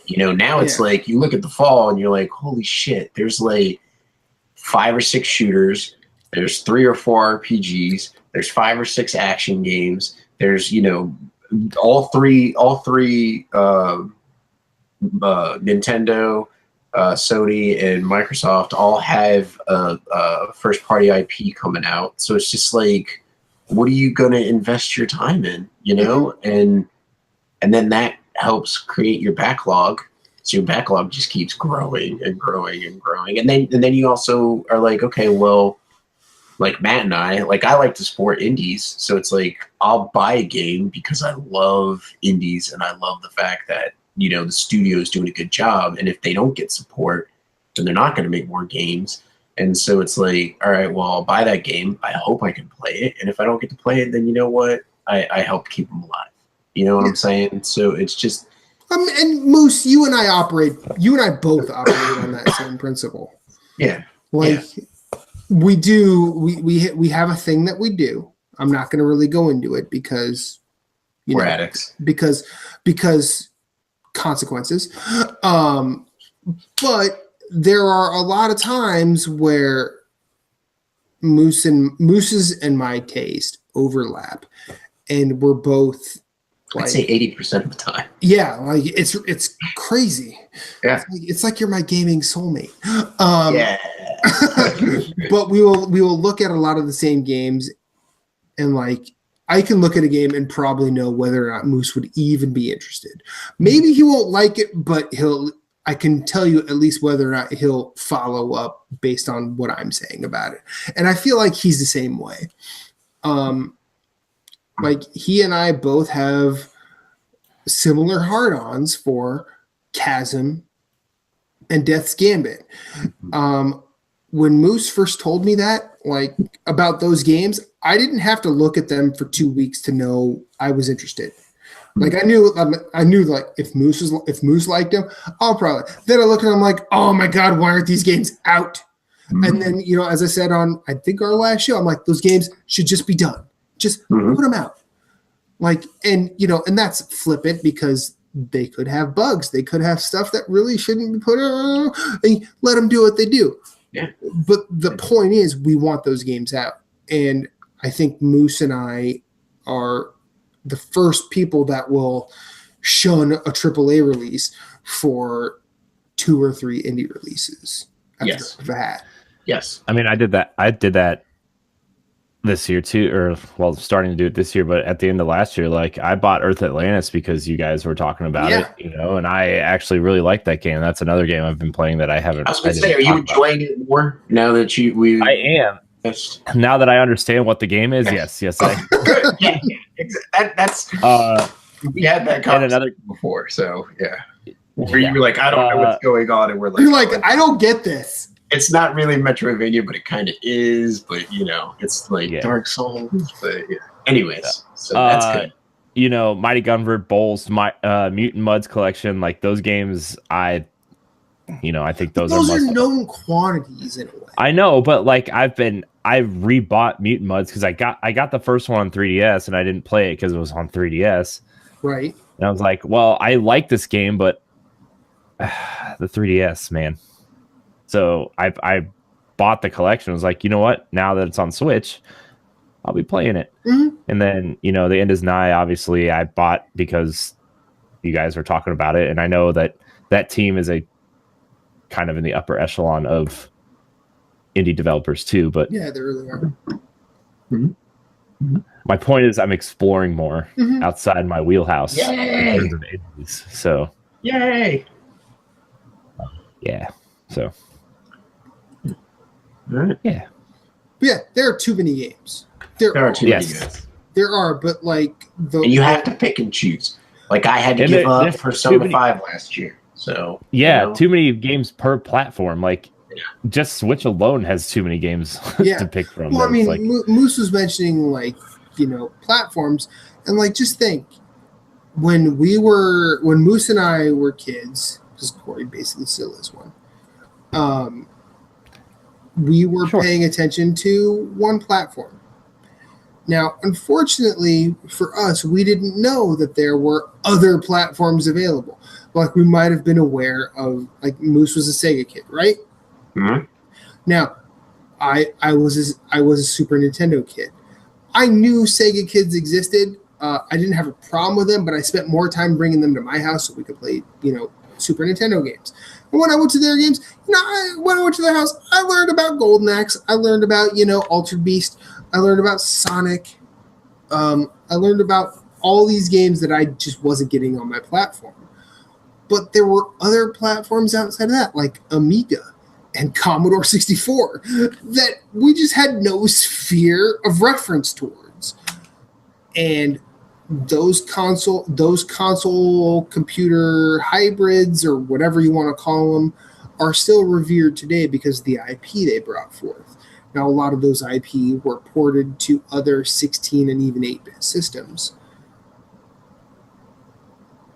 But it doesn't necessarily change the fact that there have always been too many games coming out.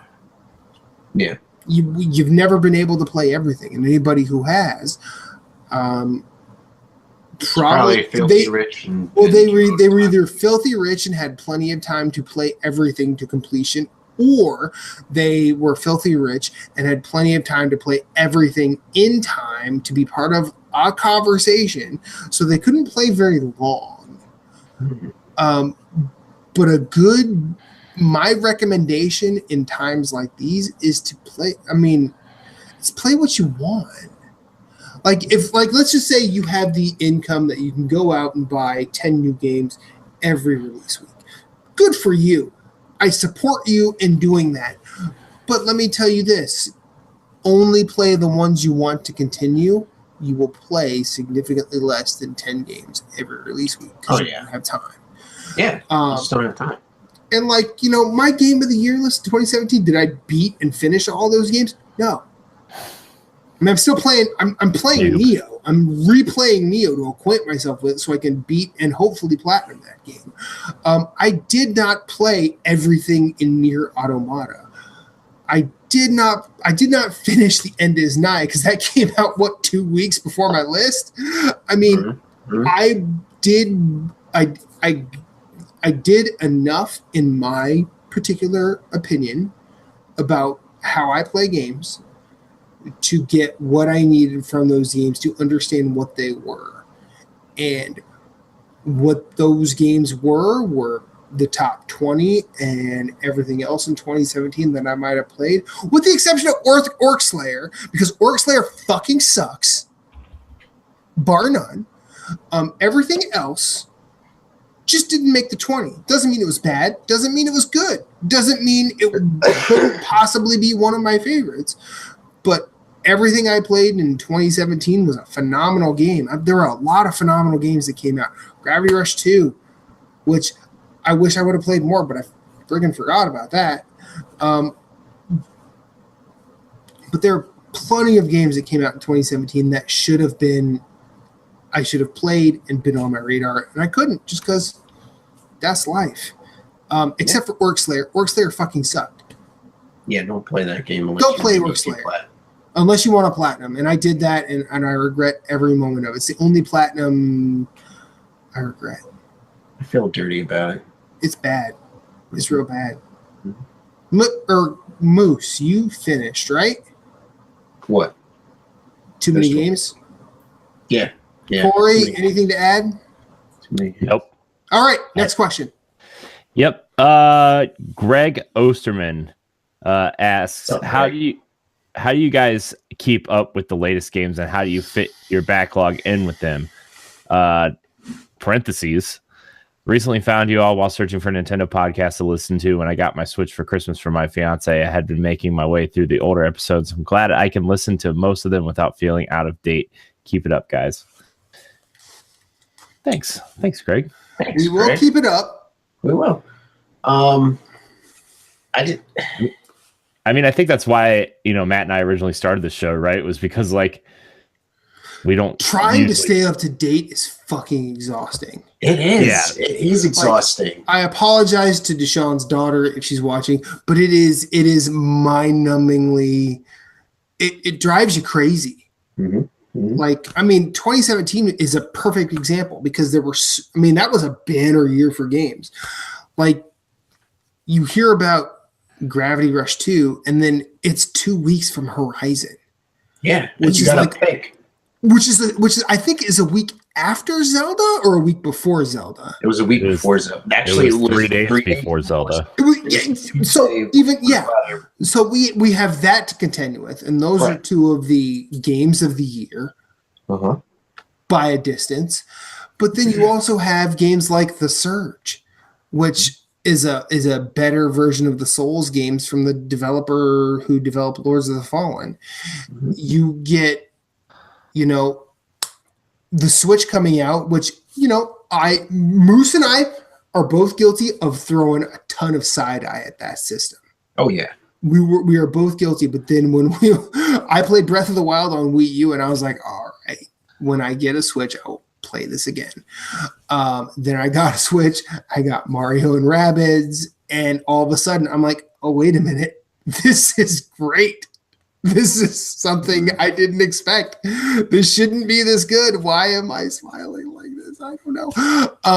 2017 was game after game after game after game. It was indie after indie mixed in with AAA. You got tons of quality content, and it was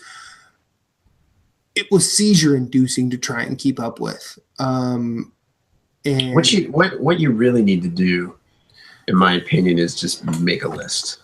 You have to have an attack plan. You have to come in. You have to try and find the games that you're interested in, and just say, okay, well, this is on my radar. So obviously for this year, for the umpteenth time, Chasm, Death's Gambit, they're on my list. I will buy those day one. Mm-hmm. So, and they're indie games. So it's what else am I going to sprinkle into my list? I want to play the Spider-Man game. I want to play God of War. And we were talking about it, and I don't really have anything in the first 3 to 4 months of the year where I'm gonna buy it day one and play it. I'm not a big Monster Hunter fan. I tried the beta. I'm I'm okay with that, so I don't need to buy that. So that allows me more time to complete my backlog, the 2018 challenge, or to play more Breath of the Wild or whatever. So you really need to figure out what you're interested in, and do some research on your games. If there's a game that you're just hearing about, what has that developer done? So is it a brand new developer? So it's okay, you're weighing your game options, and you're can I go with a game that is by a developer that's new and has never done anything before, or can I go with a game that is from a developer who's done 3-4 really awesome games? It's you know what? I'm going to go with that game over the one taking a chance with, because if I go with that one, I might not like it, or I might get burned, and then it's I'm stuck with the purchase. Well, if you do digital, so it's really just trying to decide, this is what I'm buying this year, and then just kind of being everything else will just fall into place. Just play older games until the new ones hit, Mm-hmm. So. And the one thing I will say, and I say this just because this is my own method. Don't make a list of everything coming out. Yeah. If you don't know about it, leave it off your list. Because it'll only give you anxiety. Yeah, just pick stuff that you're I've seen videos. Go with what you know, and more often than not, I'm going to quote the Eddie Murphy saying from Coming to America: the first instinct, usually the correct one. Right. If you see a game you like, write it on the list, and then as it comes out, watch any content you want again. If you're still feeling it, go for it. I mean, more often than not, you will have fun, or you will learn something. You don't always both, but like don't focus on what websites will tell you. Don't listen to what we say, but like I kind of want to say use our taste. You just don't have to our taste as a guide, and if you're not interested in what we're interested in, fine. There's nothing wrong with that. But don't spend your life going according to Metacritic scores. I'm not a huge Assassin's Creed fan. I'm totally happy that the people that are enjoying that game love that game. And Origins knocked it out of the park for everybody. But you know what? That was a game that I just did not have any interest in last year. Persona 5 series is doing really well. It's the 5th in the series. It's freaking phenomenal. It's like, you know what? That's awesome. That's doing well. But I'm like, I didn't want to invest 100 hours. It's not a moose game. It's not a moose game. Yeah, it's not. So you have to sit there and you have to like really evaluate what you want to play that year. And if you just got a Switch for Christmas, so you better be playing Zelda, better be playing Mario. You know, those are the games you want to be looking at because Breath of the Wild is freaking awesome and amazing. And you can totally get lost in that game. And then Mario's just a good time. You know, I mean, especially if you have kids or if you have younger people in your life, like nieces and nephew or something, you know, like some people you can like share it with, share the experience with, you know, and have fun playing. Hey, check out Mario. This is the new Mario. Have fun with it, you know. So. And if you like a side-scrolling shooter, check out Earth Atlantis. It was Moose's second favorite game of the year. Yeah. So, I mean, if you're here, you obviously can't think we're too terrible. So maybe that's something you should look at. Yeah. But Death Gambit and Chasm should be on your list this year. Yeah, no, I agree completely. They should be on Corey's list too. I mean, they are, because he's trying to be like us, remember? Chasm. It's gonna come to the Switch. Both of them are coming to the Switch. They will. I'm just shouting out games that I know Moose likes. Okay. You have anything to add? You have Songbringer. Do you have anything to add to this conversation? No, I don't know if I really have anything to add to any conversation. But you have everything to add. How are you working? How are you going to work? I mean, you're working these new titles you bought, Earth Atlantis, and designing into new games. Like, are you planning on buying what Matt and Moose tell me to? Yeah.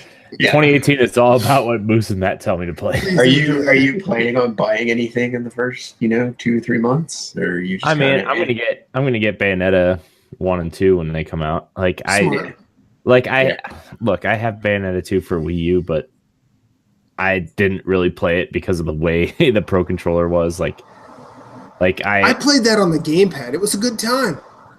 Well, look, I like most games on the Wii U.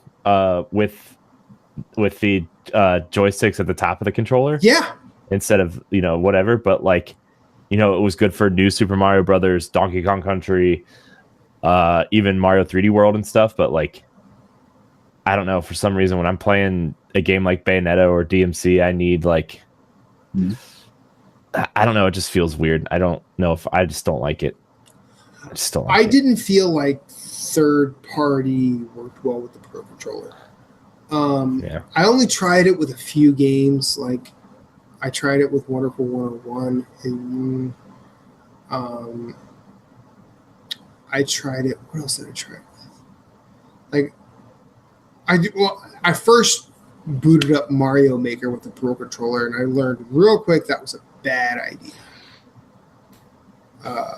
Use the gamepad for that. So, I feel like I'm missing some things. Probably. Woolly World was good with the Pro Controller, but I thought it was better with the gamepad. Captain Toad, I only played with the gamepad. Well, I think some of that game you had to play with the gamepad because I think that came out. That might have I might have had that before I had a Pro Controller. Yeah, well, I mean, like, time is weird now. To get back to the question before we move on to our next question, like, I will buy a game if it interests me, but like a lot of the times now I wait for a PlayStation sale, or like I bought Gravity Rush and Gravity Rush 2 remastered recently because they were on sale for like $7 and $12 or whatever. So I'm like, I'm not passing that up. I've been wanting to play those games for a while, and God of War, that interests me. That might be a day one purchase for me, just because I think that's going to be this year's Horizon for me. Alcoholic Dad Kratos. Yeah, pretty much. But like, I'll buy a game if it interests me, but until then, I'll play the games I already have. So, whatever. Well, I mean, and waiting for sales is a good idea too. You can always be like, I'm interested in that game, but I'm not going to get it day one. I'll wait for a sale. And I like the way the Switch lets you add games to a wish list. That way, when it goes on sale, yes, you just pop into your wish list, and it's like it's on sale. And I wish you see it on the sales list, and you could just go, like you said, right here, and be like, hey, here it is. 20% off. Okay, so we've been running kind of long. Do we want to save the rest of these questions for next week? Let's finish these questions. Let's finish these questions, but not do 20 questions. That's what I was going to suggest. That sounds good. I say we take care of the listeners. Yeah. Okay. So our next question comes from Megan Green. Do you ever listen to podcasts or music while you're playing games? If so, in what situations do you do it in? I listen to podcasts while I'm playing games, especially if I'm grinding in an RPG or something. Like, I like music in RPGs, but like when you're sitting there for like an hour or two at a time, and I'm tired of hearing the same music, so I'm just like, It really Go ahead. No, I'm sorry, Mac. It really depends on the situation. If I'm listening to any outside audio during a game session, generally it's a game. First and foremost, I'm not playing with anybody else. I don't That's care. a fucking lie.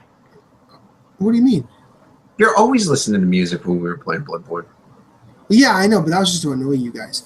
And ABBA's awesome. But I'm usually not playing with anybody else. I don't care about the game soundtrack, and I'm doing something super repetitive, like grinding. I could just see Matt listening to Mamma Mia while he's slicing through guys in Dark Souls. Done it. I do it while I listen to while I'm playing Bloodborne. I tried to get Ahmed to listen to ABBA. He's like, nah, that sucks. But meanwhile, he's singing the ba na na na na na na from Minions. So I don't know what's happening. Take a chance on me while he's fighting a boss. Heck yeah. It takes the. I gotta make that video somehow. So we do. What's awesome is I'm a member of Spotify, so I pay for Spotify, and Sony has teamed up with Spotify. Money bags over here. And now you can stream Spotify through your PS4. Not money bags. What you talking about? So I can stream Spotify through my PS4 and play music all over the place while I'm playing games. So like when we were playing Bloodborne, I would just sit there and queue up. Like I'll be like, I like the music. You can change your mind. Exactly. So you just turn the music down to nothing. You turn the volume, like the rest of the volumes, down real low, and then you just put your music on, and you just hang out in a party. And the only thing you're really listening to is like the sound effects to know if you're getting hit or something. And then you're chatting in the party with your friends, while you're trying to kill bosses and grind for that platinum, like Diablo. I'm playing Diablo. Diablo's a great podcast game. Either a podcast game. I don't listen to podcasts while I'm playing games. I'll just listen to music. So I'll just throw on an album, like a new album or like a favorite album, and just sit there and listen to it while I grind at something. But I haven't done it in like forever, mainly because recently I've been at a lot of parties where we're like chatting and it's like Chuckleheads. Yeah, exactly. And so it's like I can't really like put music on, So it's like, all right, I want to focus on the conversation instead of, just like playing or whatever. But so yes, I do stream. I do stream music while I play sometimes. Plus Sony has it built in like right there. Yeah, and you can run it from your phone. It's like you don't even have to go into the app on the PS4. You just go to Spotify on your phone and switch it to your PS4, and it'll stream right to it. It's awesome. That's pretty nice. Yeah. All right. Well, next one. Final question. Since we answered the other question as a B-sides, and by we mean Matt answered it as a B-sides question. I like vinyl. So this came from an email from Jackson. Didn't give me a last name or first name because that could be either name. Well, his first name is Action. Hey, Action Jackson. Yeah. What game Moose? We were talking about this when we were playing Bloodborne the other day. What gaming franchises would you like to see in another genre or third party take them on? Think Hyrule Warriors as an example. Moose, we were talking about a Zelda Dark Souls game. Yes, we were. Yeah, and I think that I know Matt hangs his head in shame, but I think that would be awesome. I think that would be very cool. Dark Souls is already a Zelda game. I mean, it really is. Well, I think but you could do really cool things with Zelda bosses, like a Phantom Ganon from Ocarina of Time, or the pig Ganon from Twilight Princess. Like you could do some really cool bosses and like mixed worlds with that, but also give it a dark tinge that people have been wanting from Zelda for a long time for some reason. Mm-hmm. Like I think it'd be really cool, and like you don't necessarily play as Link. You could just play as like a dude while Link's off on like the real adventure or whatever. Yeah. I mean, there have been enough there have been enough Soulsborne bosses that are puzzles anyway. Like Bed of Chaos from Dark Souls 1. Seat the Scaleless from Dark Souls 1. The Old Warrior, the Old Hero from Demon Souls. I mean, several Demon Souls bosses are basically Zelda bosses, just a lot more grotesque and fully rendered. I even think a Bloodborne boss is the one Reborn is a fucking Zelda boss because you have to deal with all of those people buffing up the boss before you can deal with the boss, and there's like 8 of them. If you do that shit solo, it's difficult. It's real difficult. Yeah. But I feel like that stuff is in the series, and I mean, I remember when Breath of the Wild came out, people talked to Hidetaka Miyazaki, and they said, "Hey, Zelda ripped off you." He's like, "Hey, did anyone ever tell them that we ripped off them?" I mean, that's what we were doing. Yeah. We just wanted it in a different context, and I feel like those parallels are already there, and I think if Nintendo tried to do that, it would come off a lot worse than anybody really thinks it would be. Well, what if Nintendo allowed From Software to do it for them? I mean, I'd buy it. I'm not going to argue with you. I'm not going to lie. I'll buy it. I'd buy it too. If they went to Hidetaka Miyazaki and said, "Hey, you want to do a Link game?" And Hidetaka Miyazaki, if he said no, I would respect that man's decision. But at the same time, I'd wonder why. Yeah. So. What I would like, honestly, is the From Software Star Wars game. And I've said this multiple times over several years now. Cool. I feel like their sword combat would suit Star Wars really well, especially if you look at how Santier's spear in Dark Souls 2 played. Like, that's a Darth Maul weapon, if there ever was a Darth Maul weapon. And I feel like the stances that were incorporated in Dark Souls 3 and the speed of Bloodborne, like they could do a Star Wars melee game. And then instead of overburdening the the game with story the way Star Wars does, and that's the and I'll just step outside of my little description here and say I understand that is the reason why this would never happen, because From buries all their story in like item descriptions, and it's fractured, it's not complete, so you have to fill in most of the gaps with your imagination. Star Wars don't allow for that. Mm-hmm. But if they did, and they allowed they allowed From Software to attack this from a light side, dark side perspective, the places that studio could go, given some time.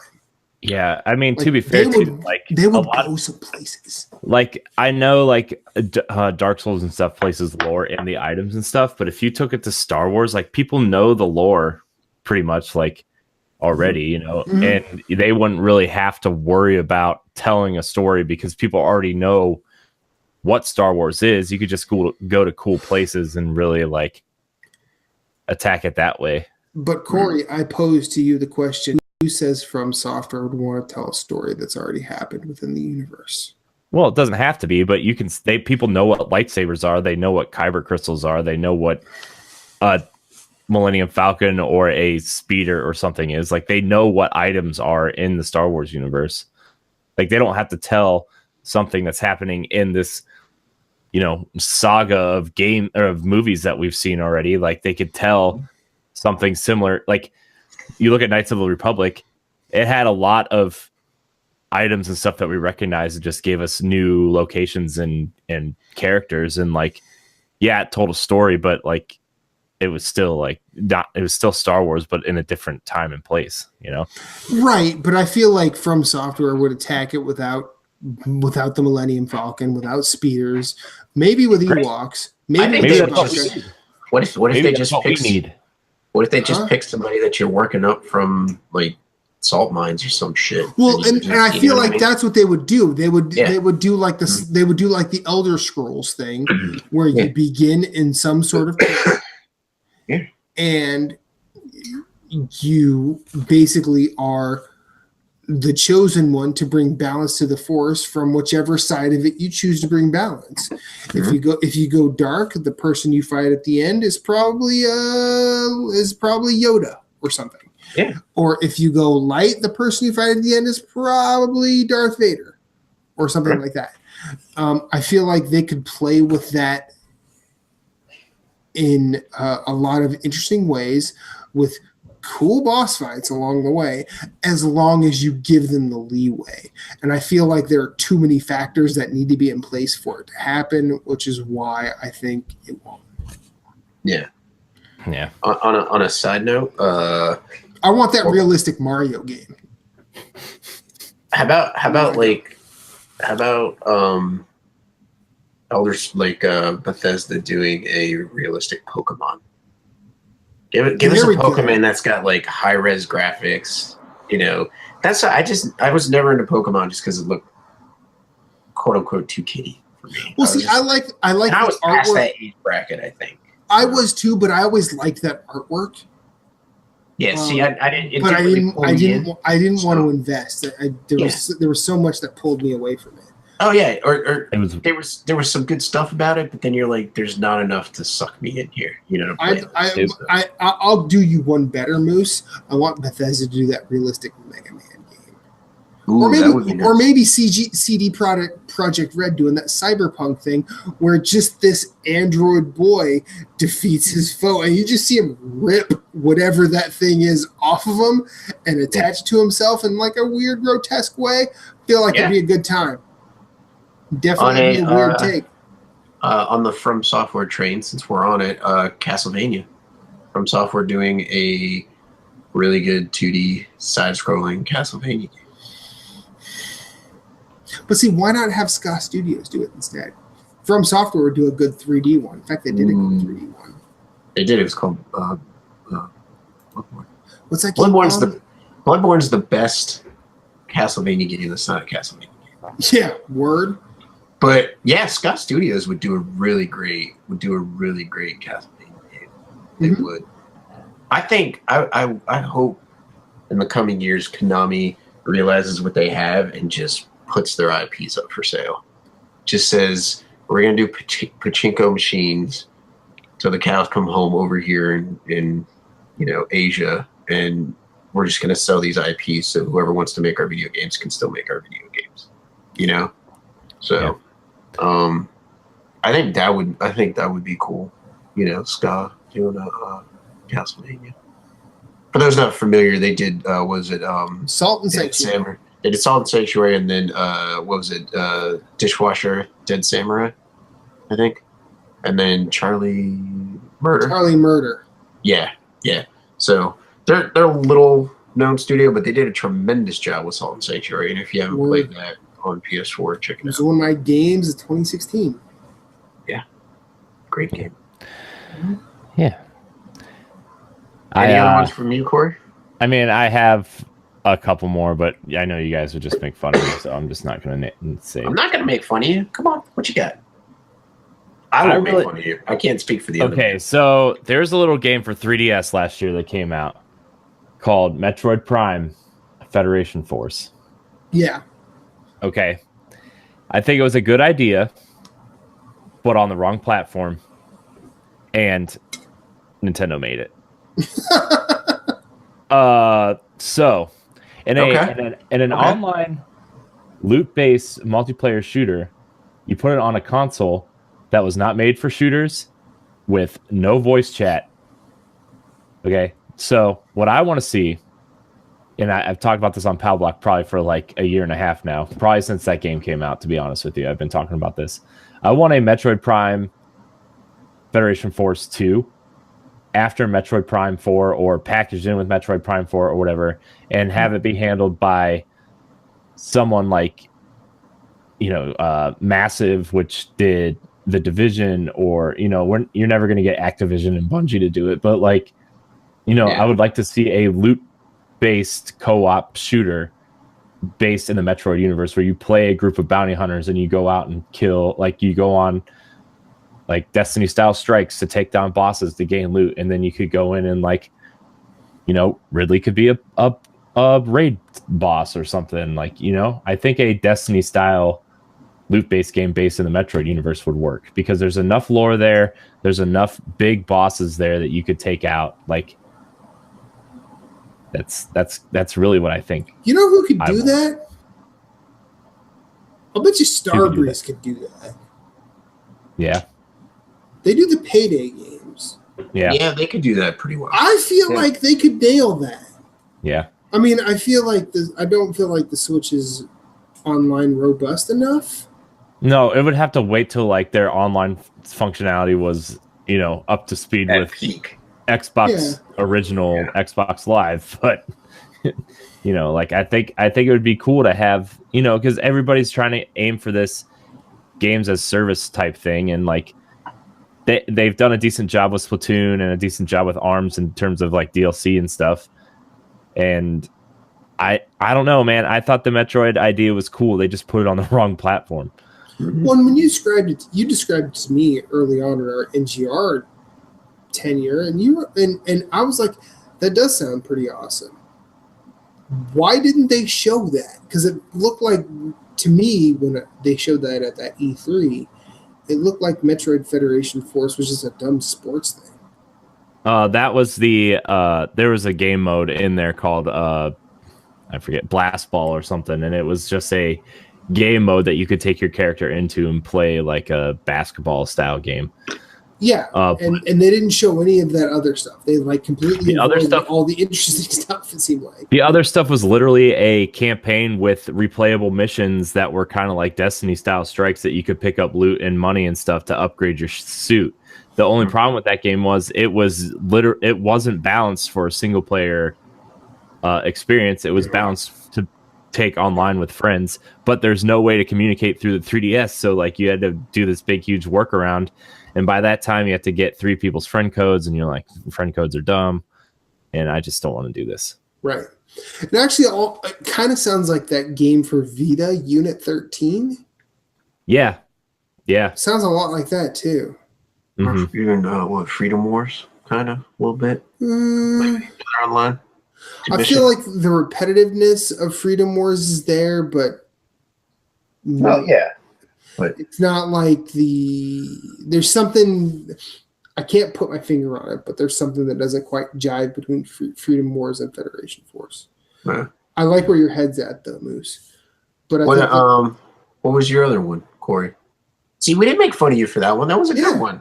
We were with you. I was going to make fun of you because I didn't know that was how the game was. Because, like Matt said, when they showed it at E3, all we saw was the dumb basketball thing. This is a freaking joke. I don't want to play this game. What are you doing to Metroid? What are you doing? They totally marketed it the wrong way.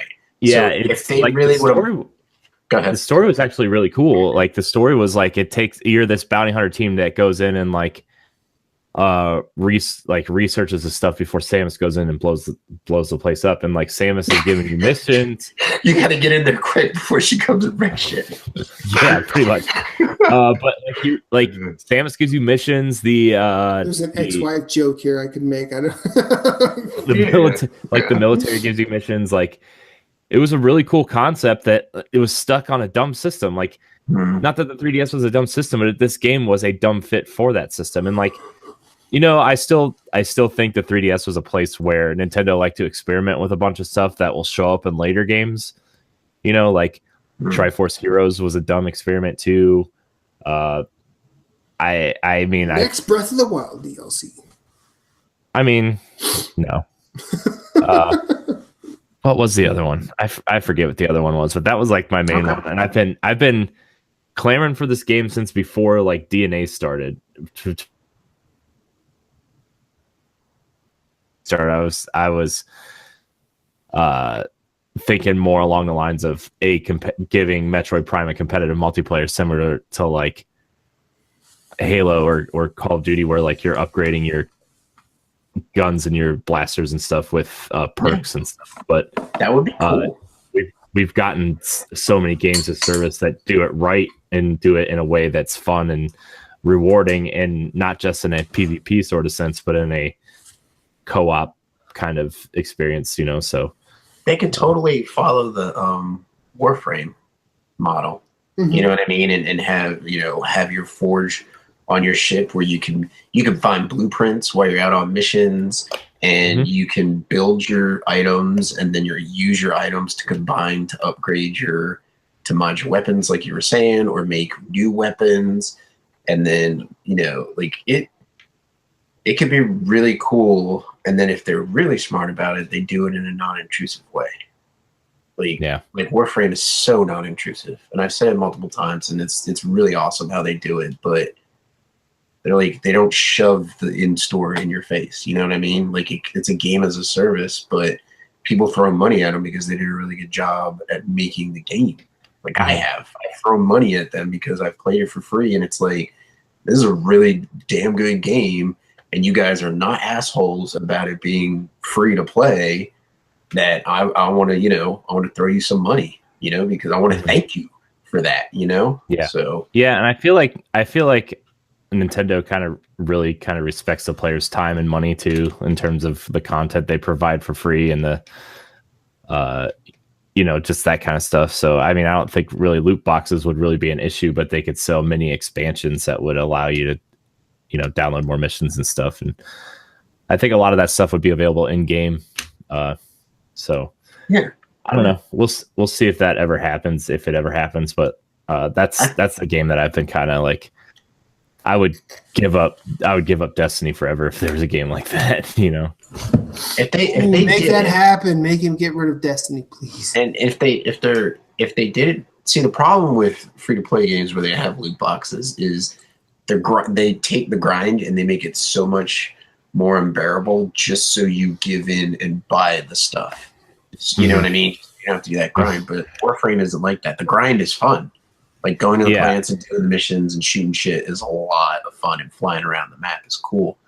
So as long as they did that, as long as they kept the grind even, as long as they balanced it pretty well, where you could come in, say you've been playing it for a while because you have it, and then I'm like, all right, well, I'm going to buy it in a month or two. I buy it in a month or two, and I'm like, okay, well, I want to speed up just a little bit to catch up to you. I can pay a little bit extra, but I don't have to if I wanted to grind it out. Or they can give you if you're someone who's been playing for a long time and then you have someone who buys the game later, do what Destiny supposedly was doing until they got called out for it not working, was they had these fire team medallions where like if friends who are lower level than you would level up faster and the loot that they got as well as you would be better, and by using this medallion. Now Destiny got called out for not doing it correctly, and some points it wasn't working at all, so people were spending money on these things that weren't working. But I think you could do that, or have like a friend pass where like, hey, I've got a new friend here, they get to level up 3 times as fast or whatever. Yeah, for like a week or something. Because like if you're gonna have levels in the game, you could, whatever, you're at the level cap, and me and Matt just start in, and we could be like, all right, well, you can pick up the item and then be like, hey, when I play with my buddies, they level, like you said, like 3 times faster for a given time or something. That would be cool. Yeah.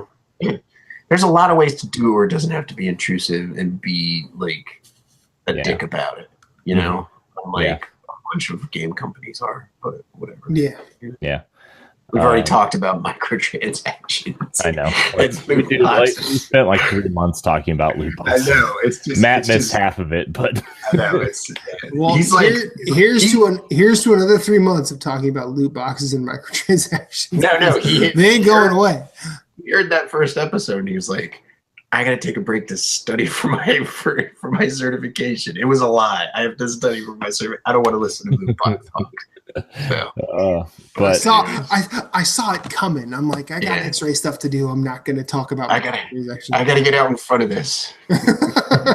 Anyway, the last thing I was going to say I remembered was kind of like maybe reviving Kid Icarus in a Breath of the Wild style way, where like, kind of like make a cloud world that you can explore and do. Because like I think the old versions of Kid Icarus, the NES and SNES versions of Kid Icarus are really out of date, and I think they could just make it an action adventure game with a cool world to explore and puzzles to solve. And it takes place in Greek mythology, doesn't it? So you can just totally ground it. It doesn't have to take place like what if you were Kid Icarus and you were learning how to fly or whatever, like trying to work towards that, and that was your mission in the game, and doing all that and fighting all these, like you said, like bosses and stuff. Like I think that would be cool, like making it 3D. I would play the hell out of that game. I'd play the hell out of it in Breath of the Wild style. And so open-ended, like I was talking to my coworker about it, my supervisor, like Breath of the Wild is just like, you just go and do whatever. You just get lost. Just like, oh hey, I'm gonna go to that shrine over there in the distance. Oh wait, but I'm gonna hit this tower over here. But I'm gonna spend 3 hours doing something and then forget that shrine over there exists because I've done so much other crap. Dude, I was just looking at my map. I put, when I got into the town with the flying divine beast, and I put a marker on my map for a shrine. I just remembered that it was there like maybe 10, 12 in-game hours later. I'm like, oh hey, that's there. I need to go there and like do that because I just been doing so much other stuff. And so that is amazing. And just making it open-ended is awesome. Like not where you have to be like, you have to go to this dungeon first and then you have to go to this dungeon. You know what I mean? Like obviously you want to have a progression leveling of your character, and there's going to be like enemies that are going to be stronger than you and a little bit tougher. So you want to level up before you take them on, but it's not like, it's not linear, So but that would be cool. Kid Icarus would be awesome. Maybe they announced that this year. Maybe they come out. Maybe they come out with a Kid Icarus. Maybe, but I feel like what was it? Uprising? Is that what it was? Yeah. 3DS. Well, don't make Uprising again. That game was... No. But I'm just saying, I feel like that put enough of a bad taste in the mouth of people who had mentioned Kid Icarus. Yeah, but Skyward Sword did the same thing for Zelda. Skyward Sword did, but like there was time between Skyward Sword and Breath of the Wild. But there's been time between Uprising and now. How It's been the long? same exact amount of time, like 5 years. Has it been the same amount of time? It came out in March of But see, 2013. here's the thing: Skyward Sword was not as bad for Zelda as Uprising was for Kid Icarus. I mean, I didn't play Kid Icarus, so I don't even know what kind of game it was. But It looks like it got some solid ratings. It doesn't look like it was bad. Todd Oxtra really liked it. Look at who's see, the one thing about video game critics and Nintendo, you have to seriously consider the source. Because that guy who ran the Nintendo chat before Jose at IGN, he gave Skyward Sword a 10. I mean, every Zelda game's gotten a 10 in the last But see, the reasons he gave it a 10 were all story. He didn't talk about the gameplay. He didn't talk about how bad the motion controls work. He didn't talk about how silly it was to do a lot of that stuff, and he didn't talk about how mind-numbingly tedious it really was. Now, is his opinion, his opinion and my opinion and mine? Yeah, they're two separate things. He might have thought the world of everything that I just thought was garbage. However, I feel like with Nintendo reviews, you genuinely have to consider the source, because most of the time, and I'm going to be honest with you, it is somebody drinking the Kool-Aid. Well, Rich works for Nintendo now, so. There's a fucking shock. The whole IGN Nintendo team goes on to work for Nintendo. Yeah, I mean, well, except for Craig Harris? Didn't he go work for Sega? Yeah, I don't know what he's doing now, but I mean, like, that was a bad. I mean, like, Rich and Audrey work for Nintendo, and now Jose works for Nintendo. So yeah. I mean, clearly, like those, and I think Audrey Drake had the elements of a really good personality. I think that she let her fandom of Nintendo games specifically get in the way of her criticism. Now, is that fair? I don't know. But at the same time, like, I'm a huge fan of this band right behind me, the Beach Boys. I have no problem criticizing their shitstorms of albums because they have several of them.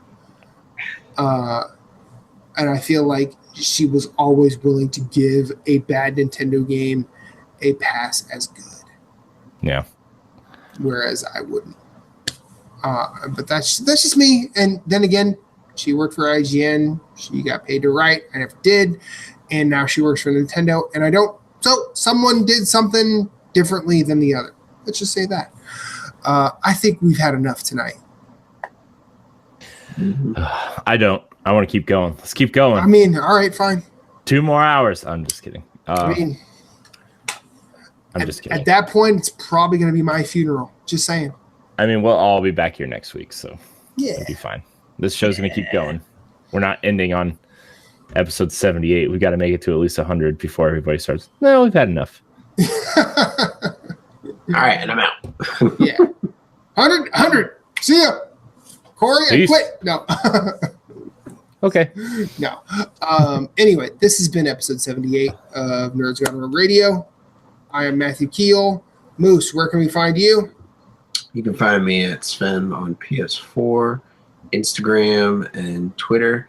You can find me on Twitter at NG_platinum for the Nerds Gone Platinum podcast. You can also email us at nerdsgoneplatinum@gmail.com. You can also listen to us or me talk to Jason and Jeff about PlayStation and Sony on Nerds Gone Platinum under the Nerds Gone Rogue radio stations. That's us. Yeah. Woohoo. As for me, I am Matthew Keel. You can find me at Infinite_Rewind on PSN, Infinite_Rewind on Twitter and Instagram. You'll find those two accounts linked up pretty significantly because one is always posted to the other. I'll let you choose your own adventure as to which is which. You can find me on Switch.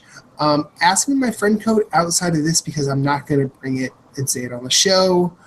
Yeah, I posted mine in the Facebook group. So. Yeah, I posted mine there at some point. If you really want to play with me on Switch, just ask. I'll let you know. when new people start when more and more people become new members, I'll post it periodically. So yeah, and Corey, as for new members and things like that, tell us where they go. Take us home. Let's see. If you want to join the NGR Radio Facebook group, you can go to facebook.com/groups/nerdsgonerogue. You can download a plethora of shows. Please check out our YouTube page. We are 19 subs away from 100 subs. Yay! And you know what happens when we get 100 subs? We get a nice, fancy URL for our YouTube page. So, come subscribe. Even if you don't watch our videos, you can come subscribe anyway. That'd be much, much, much appreciated.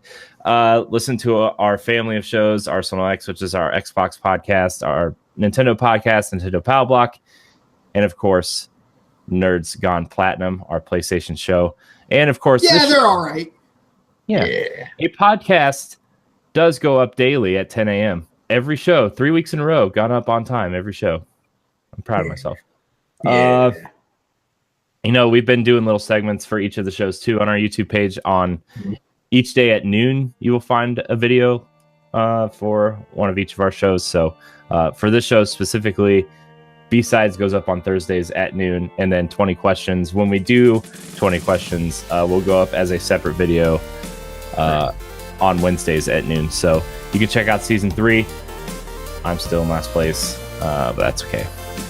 We prolonged you remaining in last place till next week. I know. But like us on Facebook, follow us on Twitter and Instagram at NGR Radio Podcast. You can follow me at CorianHD on Instagram and Twitter.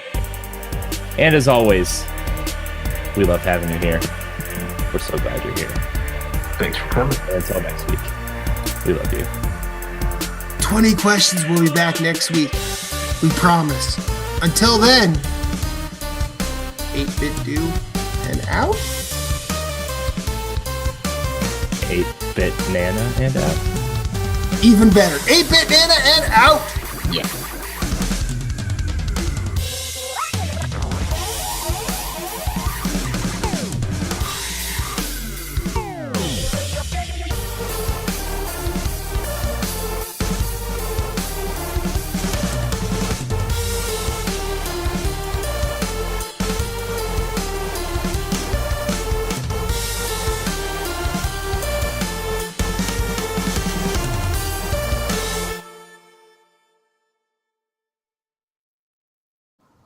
Okay, I think we've been silent for long enough. Are you hosting this week, or do you want me to, Corey? You can host this week. Okay, let me do one quick thing. It'll be. I like when you host it. I feel like I don't have to put my host hat on. And I have it. I've noticed you've not been wearing the red one of late. I'll be right back. Just give me 1 second. Wait, me? The red one? Yeah, you usually have a red one. No. Sometimes you wear a red hat. I haven't worn the red hat in like 6 months, or probably close to a year now. Well, then I don't know. He's smoking crack. Because they made fun of me. It's when they used to make fun of me and call me Fred Durst all the time. So I retired the red hat and started wearing my gray one, and then I started wearing this one. Maybe he's making a mocking joke. Maybe. Yeah, that's got to be what it is. He's not listening right now. No, I don't. He's such a doofus. Look at him. I know. Look at his dumb Such a hoodie. doofus. I know. Actually, that's a nice hoodie. That's a warm hoodie. I should know. I've worn it. Yeah. Yeah, you have. I was there. We went to Funk Brewery and Moose wore this thing. Yeah.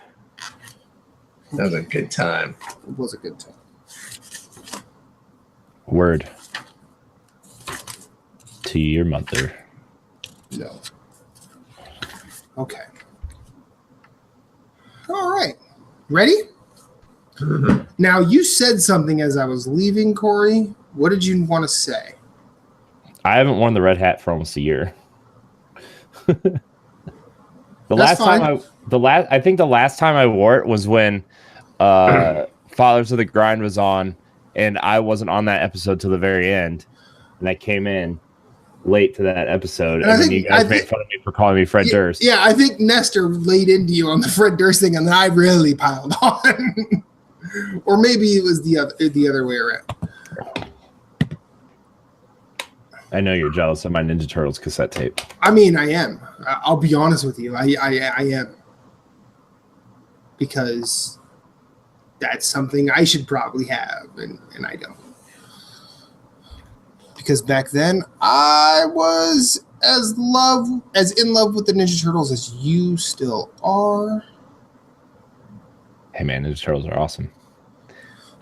They were for them died a long time ago. They were for a very long time.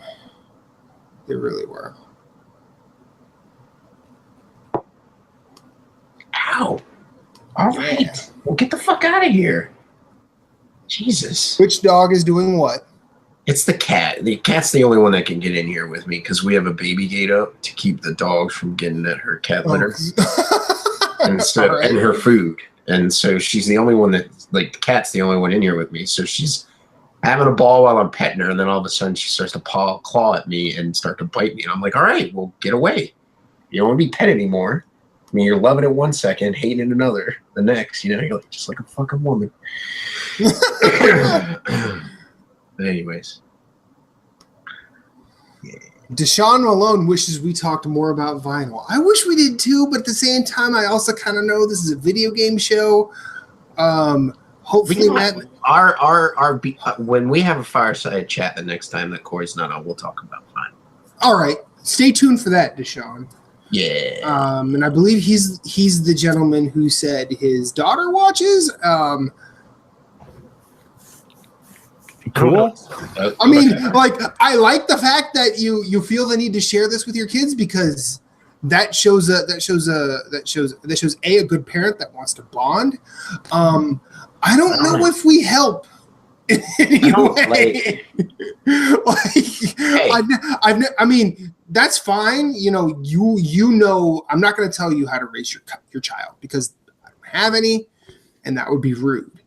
But so first and foremost, thank you for sharing. Also, yeah, I don't know what to do with that. Like, I really don't. I am confused and amazed by that fact. Anyway, let's have a show, shall we? Mm-hmm. Mm-hmm.